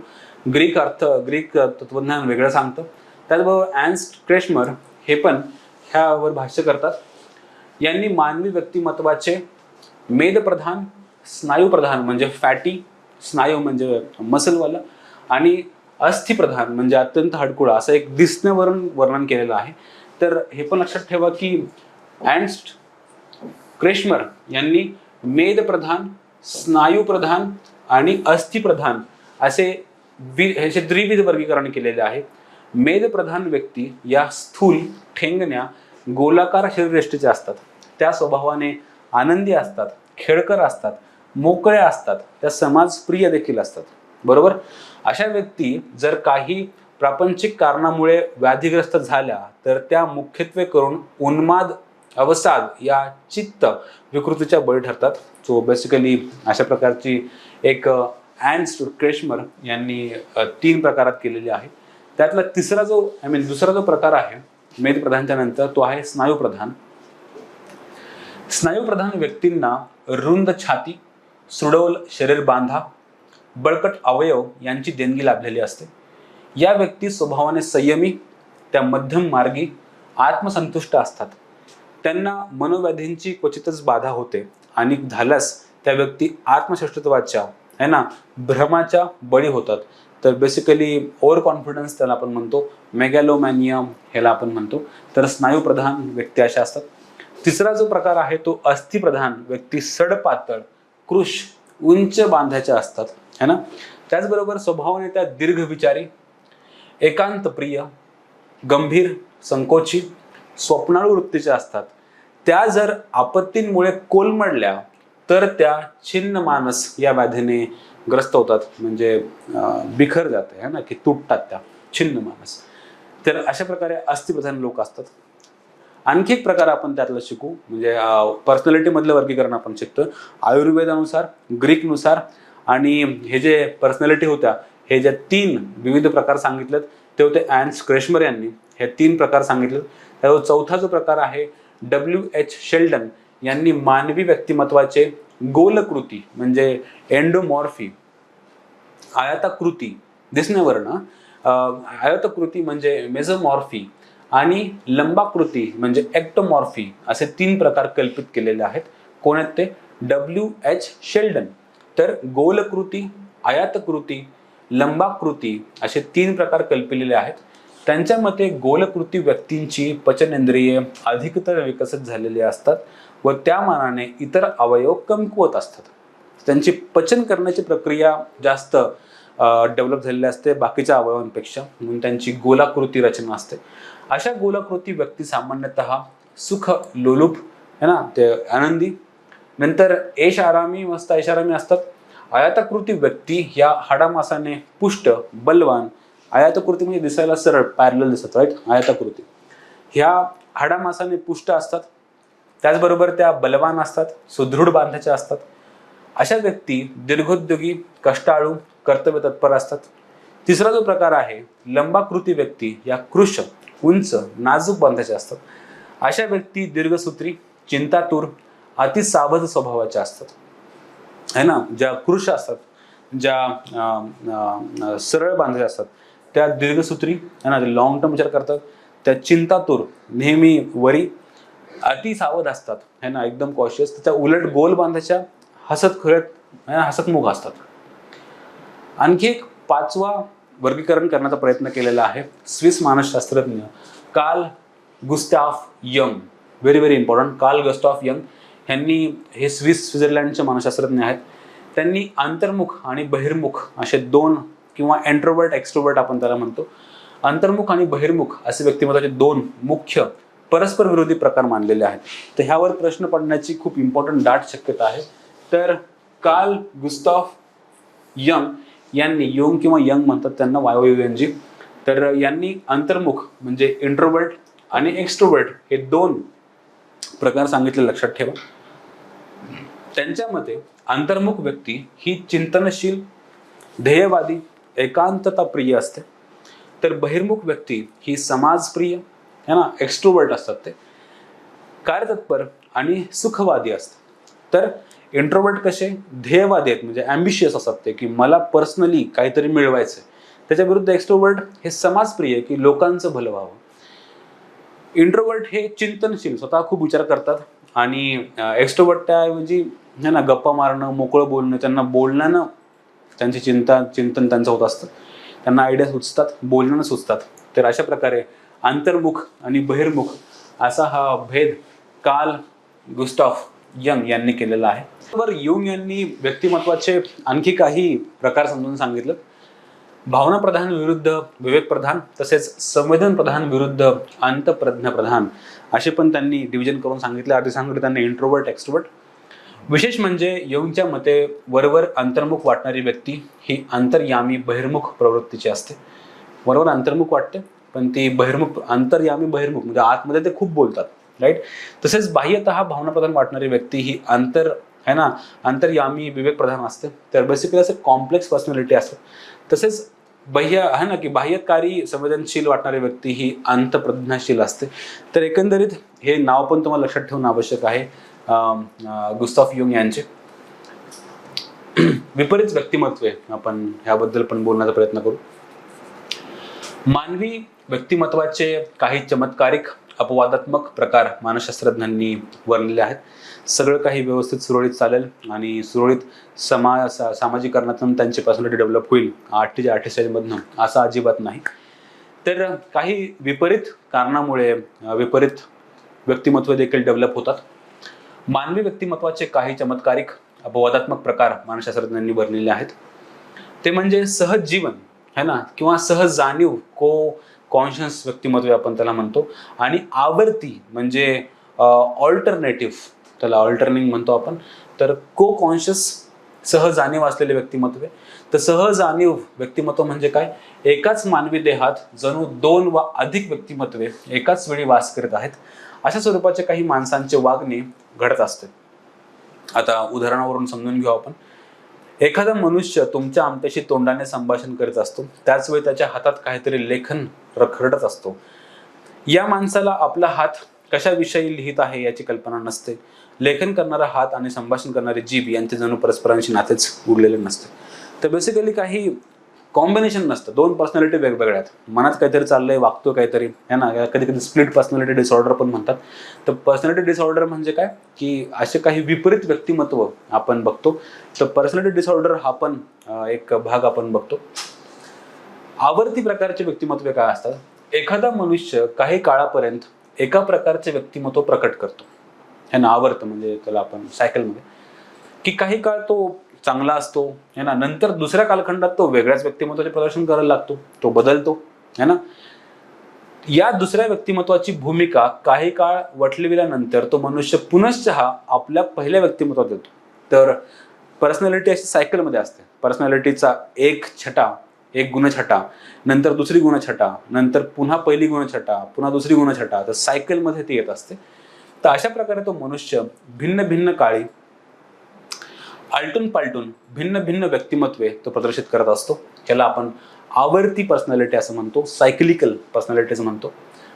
वस्तुस्थिती अशी दिसते की सर्वसामान्य माणसाच्या ठिकाणी विविध मानसिक तसेच वार्तनिक प्रवृत्तींचे एक सुसूत्र संघटन घडून येत असते. या विविध प्रवृत्तींपैकी एखादी प्रवृत्ती ही सार्वभौम सत्ताधारी होते आणि तिच्या आधिपत्याखाली इतर प्रवृत्ती परस्पर सहकार्य करीत नांदत असतात. त्यांच्यातील सुसूत्रामुळे माणसाच्या व्यक्तिमत्वाला एकात्मतेचे स्वरूप प्राप्त होते. जो डॉमिनंट गुणछटा असते ती तुमची पर्सनॅलिटी बनते. जेव्हा या विभिन्न प्रवृत्तींमुळे विविध प्रवृत्तींमध्ये आपण बेबनवाव होतो, है ना, की बेबनवाव, की आपण त्यामध्ये आपण मिसळून जातो, तेव्हा व्यक्तिमत्वाच्या एकतेला तडा जातो आणि विभिन्न व्यक्तिमत्वे भिन्न भिन्न वेळी आपापल्या डोक्यावर काढता स्वतंत्रपणे वावरतात. सो बेसिकली पर्सनॅलिटी एक कॉम्प्लेक्स कन्सेप्ट आहे. पर्सनॅलिटी ही बायोलॉजिकल, सोशल, सायकोलॉजिकल पद्धतीने असते. माणसाच्या बायोलॉजिकल फीचर्स आपण काही जीन्समधनं इनहेरिट करतो, पण over the period of time, life टाईममध्ये मानव सामाजिकरण या प्रोसेसमधनं जात असतो. आणि या सामाजिकरणाच्या प्रोसेस किंवा प्रक्रियेतनं मानवाला पर्सनॅलिटीचे आणखी काही वेगळे फीचर्स डेव्हलप होताना आपल्याला दिसतात. तर मानवाची पर्सनॅलिटी ही आयुष्यभर बदलत असते. पण ह्या पर्सनॅलिटीच्या प्रत्येक टप्प्यातून तो प्रत्येक माणूस जाईल त्याला ऑपॉर्च्युनिटी असं अजिबात नाही. काही वेळा कित्येकदा ही विकृतीजनक पर्सनॅलिटी डेव्हलप होते. त्याच्यामागे काही सामाजिक आणि काही बायोलॉजिकल कारणं देखील असतात, त्याला आपण विकृती असं म्हणतो. आता ह्या पर्सनॅलिटीचं मापन करण्याच्या पद्धती देखील आहेत. हा आपला आजचा शेवटचा टप्पा असणार आहे चर्चा करण्याचा, की पर्सनॅलिटीमध्ये मापन, मोजमाप कसं करतो आपण डेव्हलपमध्ये, की पर्सनॅलिटी नेमकी ती कशी आहे. सुनिश्चित शास्त्रोक्त पद्धतीने व्यक्तिमत्वाचे मापन केल्याने व्यक्तीच्या व्यक्तिमत्वावर व तिच्या समस्यांवर प्रकाश पडता येतो, की आपल्याला ती नेमकी पर्सनॅलिटी कशी आहे आणि किती आहे, है ना, ते आपल्याला मोजता येऊ शकतं का, यावर बोलू. तसेच त्याच्या समस्यांवरील उपचारांची दिशा आपल्याला ठरवता येते. त्याचप्रमाणे योग्य कामासाठी योग्य व्यक्तीची निवड ही देखील करता येते. म्हणजे आपल्याला पर्सनॅलिटीची ओळख, तिची क्वांटिफाय करता येते का, है ना, किंवा हा व्यक्ती अशा अशा प्रकारामध्ये मोडतो आणि ह्याचा इतका इतका स्कोर आहे, हे मोजता येऊ शकतं का. हे मोजल्यानं काय काय होऊ शकतं. एकतर आपल्याला कळू शकतं की हा व्यक्ती दिलेल्या विशिष्ट परिस्थितीमध्ये कशा प्रकारे वागेल आणि तो किती पटीत वागेल हे आपल्याला कळतं. जर एखाद्या व्यक्तीची नेमणूक आपल्याला एखाद्या पदाकरता करायची आहे, तर तो व्यक्ती त्या पदासाठी सुटेबल आहे का, त्याचा इमोशनल इंटेलिजन्स तेवढा आहे का, तो सायकोलॉजिकली किंवा पर्सनॅलिटी वाईज ते फिट होतो का, तो मॅनेजर म्हणून शोभेल की पिऊन म्हणून शोभेल, हे पर्सनॅलिटी डिफाईन करते. आणि ह्या पर्सनॅलिटीवरनं आपण त्या व्यक्तीची रिक्रुटमेंट, नेमणूक एका योग्य स्थळी किंवा एका योग्य पदावर करू शकतो. म्हणून आपल्याला पर्सनॅलिटी किंवा व्यक्तिमत्वाची जाणीव करून घेणं, त्याचं मोजमाप करणं फार महत्त्वाचं आहे. आणि एक्झॅक्टली MPSC किंवा UPSC देखील त्यांच्या इंटरव्ह्यूमधनं पर्सनॅलिटी टेस्ट करते. आणि इंटरव्ह्यूच्या मुलाखतीला नाव इंटरव्ह्यू नाही म्हणत, त्याला पर्सनॅलिटी टेस्ट म्हणतात. आणि तुमच्या व्यक्तिमत्वाची ती पारख करतात, तुमचं मोजमाप करतात आणि तुम्ही त्या पदांसाठी लायक आहे का नाही हे पण ठरवतात, बरोबर.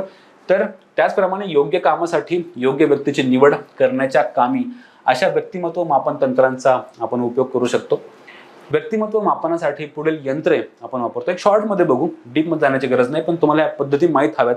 मे बी ते असं विचारतील की खालीलपैकी कुठल्या कुठल्या पद्धती आपण व्यक्तिमत्वाच्या मापनामध्ये वापरतो. तर तुम्हाला एक बेसिक आयडिया हवी म्हणून हा एक पॉईंट मी ऍड करण्याचा प्रयत्न करतोय की व्यक्तिमत्व मापनासाठी पुढील तंत्रे आपण वापरतो. पहिला श्रेणी मापन पद्धती, दुसरा आत्मनिवेदन पद्धती, तिसरा शब्द साहचर्य पद्धती, चौथा प्रक्षेपण तंत्रे आणि पाचवा प्रासंगिक चाचण्या म्हणजे टेस्ट आपण घेतो, केस स्टडीज घेऊ. तर 5 हे नाव लक्षात ठेवा. पर्सनॅलिटी ओळखण्याची ही पद्धत आहे की श्रेणी मापन पद्धती, आत्मनिवेदन, शब्द सहचार्य पद्धती, प्रक्षेपण तंत्रे, प्रासंगिक चाचण्या ही पण एक टेस्ट आहे. त्यातली पहिली आहे श्रेणी मापन पद्धती. या पद्धतीत परीक्षक हा परीक्षणीय व्यक्तीचे मानक रेषेवरील स्थान ठरवतो. उदाहरणार्थ आत्मसंयम या व्यक्तिमत्व पैलू संबंधाने काही व्यक्तींचे मापन करायचे असल्यास परीक्षक 5 बिंदूंची मानरेषा मुकर करून त्या रेषेवरील परीक्षणीय व्यक्तीचे स्थान कोणते ठरवतो. म्हणजे आत्मविश्वासच्या स्केलवर तुला किती पॉईंट द्यावे, तुझे 5 पैकी 3 स्टार, 5 पैकी 4 स्टार, 5 पैकी 2 स्टार, याला आपण श्रेणी मापन म्हणतो. त्याला आपण हायरार्की ठरवतो की स्टार करतो, ग्रेडिंग करतो, 3 star, 4 star, 5 star, 1 star, 2 star, है ना. नंतर येतं आत्मनिवेदन. या पद्धतीत परीक्षक परीक्षणीय व्यक्तीला एक प्रश्नावली देतो, क्वेश्चनियर असतो तो. परीक्षणीय व्यक्तीने त्या प्रश्नास होय किंवा नाही किंवा माहीत नाही यापैकी एक उत्तर द्यावायचे असते. वुडवर्थ, अल्पोर्ट आदी मानव वैज्ञानिकांनी तयार केलेल्या या प्रश्नावली सुप्रसिद्ध आहेत. तर तुम्हाला तुमची पर्सनॅलिटी ओळखण्यासाठी जो परीक्षक असतो तो परीक्षक काय करतो की काही क्वेश्चनर तयार करतो की हा तुम्हाला हे आवडतं का, तुम्ही अशा वेळी काय कराल, तुम्ही असं हे ना, की तुम्हाला त्यावेळेस फक्त येस नो माहीत नाही ह्यावर तुम्हाला बोलत असतं. तर ह्या येस नो आणि माहीत नाही ह्यावरनं तुमच्या पर्सनॅलिटीची ओळख करून घेण्याची पण एक पद्धत आहे. त्याला आपण आत्मनिवेदन म्हणतो. ॲक्च्युली त्या प्रश्नामधून तुम्ही स्वतःला एक्सप्रेस करत असता आणि तुमच्या त्या एक्सप्रेशन्स ज्या येस नो आणि माहीत नाही ह्यावरनं, ह्या एक्सप्रेशन्सवरनं मला तुमच्या पर्सनॅलिटीची झलक किंवा ओळख होऊ शकते आणि त्या पर्सनॅलिटीची मी मापन किंवा मोजमाप करू शकतो की तुम्ही कोण आहात, कसे वाढलेले आहात, तुमच्यात काय क्वालिटीज आहेत, तुम्हाला मी कुठे रिक्रूट करू शकतो, एटसेट्रा. नंतर आहे शब्द साहचर्य. या पद्धतीत परीक्षणीय व्यक्तीसमोर एखादा अर्थपूर्ण शब्द उच्चारण्यात येतो. एखादा शब्द, कुठला पण एक शब्दाचा उच्चार करायचा. तो शब्द ऐकल्याबरोबर दुसरा कोणता शब्द आपल्या मनात उमटतो ते त्या व्यक्तीने पटकन सांगायचे असते. या पद्धतीने परीक्षणीय व्यक्तीच्या व्यक्तिमत्वावर आणि समस्यांवर उद्बोधक प्रकाश पाडतो. हे आपण ते जिंदगी न मिले की दोबाराच्या मूवीमध्ये तो एक गेम खेळताना बघितलेलं आहे की एक शब्द विचारायचा आणि त्याच्याविषयी तुला काय वाटतं हे तू बोलायचं. मग तुझ्या उत्तरावरनं मी तुला जज करणार की अच्छा तू असा विचार करतो शब्दाविषयी, किंवा वडील किंवा प्रेम किंवा एक्झाम किंवा देश. तुम्हाला शब्द मी वापरेल, ह्या शब्दाच्या उत्तरावरनं मी तुम्हाला जज करेल की तुमची पर्सनॅलिटी कशी आहे. त्याला आपण म्हणतो शब्द साहचर्य. नंतर एक आहे प्रक्षेपण तंत्रे. यात प्रामुख्याने 2 तंत्राचा आपण वापर करतो. एक आहे रोशॉर्क यांचे रचनाकृती दर्शन आणि मरी यांचे प्राबंधिक म्हणजे कथा वस्तू असंवेदन त्याला आपण म्हणतो. आपण त्याबद्दल बोलू. रोशार्क यांच्या रचनाकृती दर्शन चाचणीत काही ठराविक आकाराचे कृष्णधवल, ठराविक आकाराचे असतात, काही इमेजेस तुमच्या समोर आणतील, डायग्राम आणतील, ब्लॅक अँड व्हाईट असतात. तसेच रंगीत ठिपके असलेली कार्डे परीक्षणीय व्यक्तीला दाखवण्यात येतात की तुम्हाला एक चित्र दाखवू. आम्ही फक्त आधी काय बोललो, आपण एक शब्द उच्चारू. इथे आम्ही काय करू, तुम्हाला फक्त एक चित्र दाखवू. ह्या चित्रावरून तुम्हाला तुमचे विचार एक्सप्रेस करायचे असतात, राईट. तर चाचणीत काही ठराविक आकाराचे कृष्णधवल तसेच रंगीत ठिपके असलेले कार्ड परीक्षणीय व्यक्तीला दाखवण्यात येतात. त्या कार्डावर आपण कोणती आकृती दिसते ते त्या व्यक्तीने सांगावयाचे असते. त्या व्यक्तीने केलेल्या कथानुसार तिच्या व्यक्तिमत्वाचा व समस्यांचा अंदाज आपल्याला लावता येतो. तर मी जेव्हा तुम्हाला एखादं चित्र दाखवील, डायग्राम दाखवील किंवा एखादी ऑड डायग्राम है ना, आपण असं एक त्याला इंक आपण लहानपणी आपण एक तुम्हाला गेम खेळताना आठवतंय का की शाईचा पेन वापरायचो आणि शाईचा पेन जेव्हा आपण एखाद्या कागदावर अशी शाई फेकायचो आणि त्याच्या बरोबर सेंटरमधून एक लाईन काढायचो, एक पेज फोल्ड करायचो. ती फोल्ड केल्यामुळं दोन्ही साईडला एक डायग्राम तयार व्हायची है ना. मग ह्या डायग्रामकडे बघून डायग्राममध्ये असे वेगवेगळे आकार तयार व्हायचे, कधी फुलपाखरू, कधी शिवाजी महाराज, कधी गणपती. आणि आपलं त्या इमॅजिनेशनमधून आपल्याला दिसायचं की अरे हां, ह्याच्यामध्ये काय डायग्राम तयार झाले. तर असंच काहीतरी त्या डायग्रामकडे बघून तुम्हाला विचारलं जाईल की तुम्हाला ह्या डायग्रामविषयी, चित्राविषयी काय वाटतं. आणि जेव्हा तुम्ही तुमचे विचार एक्सप्रेस कराल त्याच्यावरनं मला कळेल की तुम्ही काय पर्सनॅलिटी आहात. तर हे आहे रोशार्क यांच्या रचनाकृती दर्शन चाचणी. त्याचबरोबर मरी यांच्या प्राबंधिक असंवेदनात परीक्षणीय व्यक्तीला काही संदिग्ध चित्रे आहे ना, एकदम ॲम्बिग्युअस, हे काय ह्याच्यामध्ये काही आयडियाच नाही आहे, संदिग्ध चित्रे दाखवण्यात येतात. आणि त्या चित्रसंबंधाने एखादी काल्पनिक गोष्ट तुम्हाला लिहायची असते. एक तुम्हाला चित्र दाखवलं जाईल आणि त्याच्यावरून तुम्हाला स्टोरी सांगायची, स्टोरी लिहायची. ओके, तर तुम्हाला चित्रसंबंधाने एखादी काल्पनिक गोष्ट लिहायला सांगण्यात येते. त्या व्यक्तीने रचलेल्या काल्पनिक गोष्टीवरून त्याच्या व्यक्तिमत्वाचा तुम्हाला अंदाज येतो. मी तुम्हाला एक चित्र देईल, त्या चित्राकडे बघायचं आहे आणि त्या चित्रावर आधारलेली एखादी स्टोरी तुम्हाला वाटेल तशी बनवायची. मग तुमच्या विचार करण्याच्या पद्धतीचा मला अंदाज येतो ह्या स्टोरी बनवण्याच्या शैलीवरनं. आणि अशा प्रकारे मी तुमची पर्सनॅलिटी ओळखू शकतो. त्याचबरोबर प्रासंगिक चाचण्या म्हणजे केस स्टडीज तिथे असतात की या चाचण्यात परीक्षणीय व्यक्तीला एखाद्या मुद्दाम रचलेल्या प्रसंगात मन मानेल तसे वागवायला सांगतात. उदाहरणार्थ की तुम्हाला हे आहे ना की एखादी तुम्हाला वाटेल तसं वागून बघा आणि तुला असं सांगितलं जातं की हा अशी कंडिशन आहे, आता तू काय कसं वागशील हे तू सांग. उदाहरणार्थ व्यक्तीला 101 चॉकलेटच्या वड्या देण्यात येतात आणि त्या वड्या तिने इतरांसमोर खाव्यात व कुणालाही न देता एकट्यानेच खाव्यात अशी पूर्ण उभा देण्यात येते. अशा प्रसंगाच्या व्यक्तीच्या वागण्यावरून तिच्या व्यक्तिमत्व बेसिकली एक समोर एक सिनारिओ तयार करतात, एक केस तयार करतात आणि त्यात तुम्हाला वागण्याची फ्रीडम देतात की तुम्हाला वाटेल तसं वागा. आणि तुमच्या वागण्याच्या पद्धतीवरनं तुमची पर्सनॅलिटी कळते आणि त्यावरनं आम्ही तुम्हाला जज करू शकतो, तुमची पर्सनॅलिटी ओळखू शकतो. तर अशी ही 5वी टेस्ट आहे, प्रासंगिक चाचण्या. ओके, सो बेसिकली आज आपण व्यक्तिमत्व ह्या टॉपिकवर डीपली शिकण्याचा प्रयत्न केला. सर्वात प्रथम आपण बघितलं की मानवी अभिवृद्धी म्हणजे काय. मानवी अभिवृद्धीचा अर्थ असतो की मानवाच्या जीवनाच्या प्रत्येक पैलूमध्ये प्रोग्रेस होणं. तो प्रत्येक पैलू आहे ऑफकोर्स शारीरिक तर आहेच, बायोलॉजिकल, पण त्याचबरोबर सामाजिक, राजकीय, आर्थिक ह्या सगळ्या पैलूंमध्ये नैतिक सुद्धा आपण त्यामध्ये घेऊ शकतो. तर शारीरिक, सामाजिक, राजकीय, आर्थिक, नैतिक ह्या सगळ्या पैलूंमध्ये जर मानवाची वृद्धी होत असेल त्याला मानवी अभिवृद्धी म्हणतो.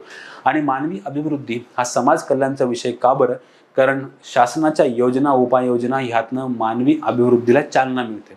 ओके, नंतर आपण टॉपिक बघितला व्यक्तिमत्व, ज्यामध्ये आपण समजून घेण्याचा प्रयत्न केला की व्यक्तिमत्व म्हणजे नेमकं काय.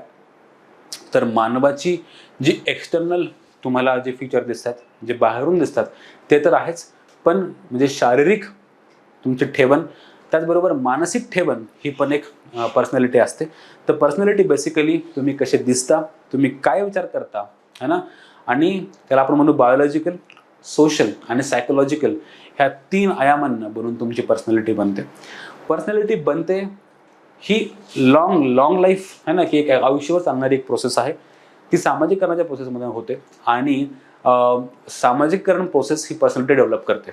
आपल्या आजूबाजूला असणाऱ्या घटना, घटक, सदस्य आपली पर्सनॅलिटी डिफाईन करतात. तर बेसिकली माणसाला जन्मापासूनच पर्सनॅलिटी मिळते असं अजिबात नाही. म्हणून माणसाच्या पर्सनॅलिटीच्या किंवा व्यक्तिमत्वाच्या डेव्हलपमेंटच्या वेगवेगळ्या स्टेजेस आपण ह्यामध्ये शिकलो आज. की ह्यातल्या आपण काही 7 ते 8 स्टेज असे शिकलो की मानवाच्या बाल्य अवस्थेपासून एक प्रौढ अवस्थेपासून ते उतार वयामध्ये माणसाची पर्सनॅलिटी कशा प्रकारची असते आणि ती कशी बदलत जाते हे आपण शिकण्याचा प्रयत्न केला. त्याचबरोबर आपण हे पण शिकण्याचा प्रयत्न केला की जर अशा पर्सनॅलिटी किंवा अशा स्टेजमधनं मानवाला जाण्याची संधी नाही मिळाली तर कशा प्रकारचे पर्सनॅलिटी डेव्हलप होऊ शकतात. आणखी एक लास्टली आपण शिकण्याचा प्रयत्न केला की माणसाची पर्सनॅलिटी आपण मोजू शकतो का, तिला जज करू शकतो का, तिचं मोजमाप करू शकतो का आणि त्याचे फायदे काय असतात हे शिकण्याचा प्रयत्न केला. त्यामध्ये वेगवेगळ्या टेस्ट बघितल्या की कशा प्रकारे आपण केस स्टडीमधून किंवा प्रसंगातून किंवा चित्र दाखवून है ना, किंवा त्याच्या बिहेवियरवरनं आपण किंवा शब्दाच्या फोडीवरनं, त्या शब्दाच्या अर्थावरनं माणसाच्या पर्सनॅलिटीची ओळख किंवा झलक आपल्याला मिळते. तर अशा प्रकारे आज व्यक्तिमत्वावर आपण शिकलो. उद्या ह्याच टॉपिकला आपण कंटिन्यू करतो आहोत, व्यक्तिमत्व विकास आणि मानवी अभिवृत्ती. हे माझे काही पर्सनल डिटेल्स आहेत. Thank you very much. आपण उद्या भेटूया. See you.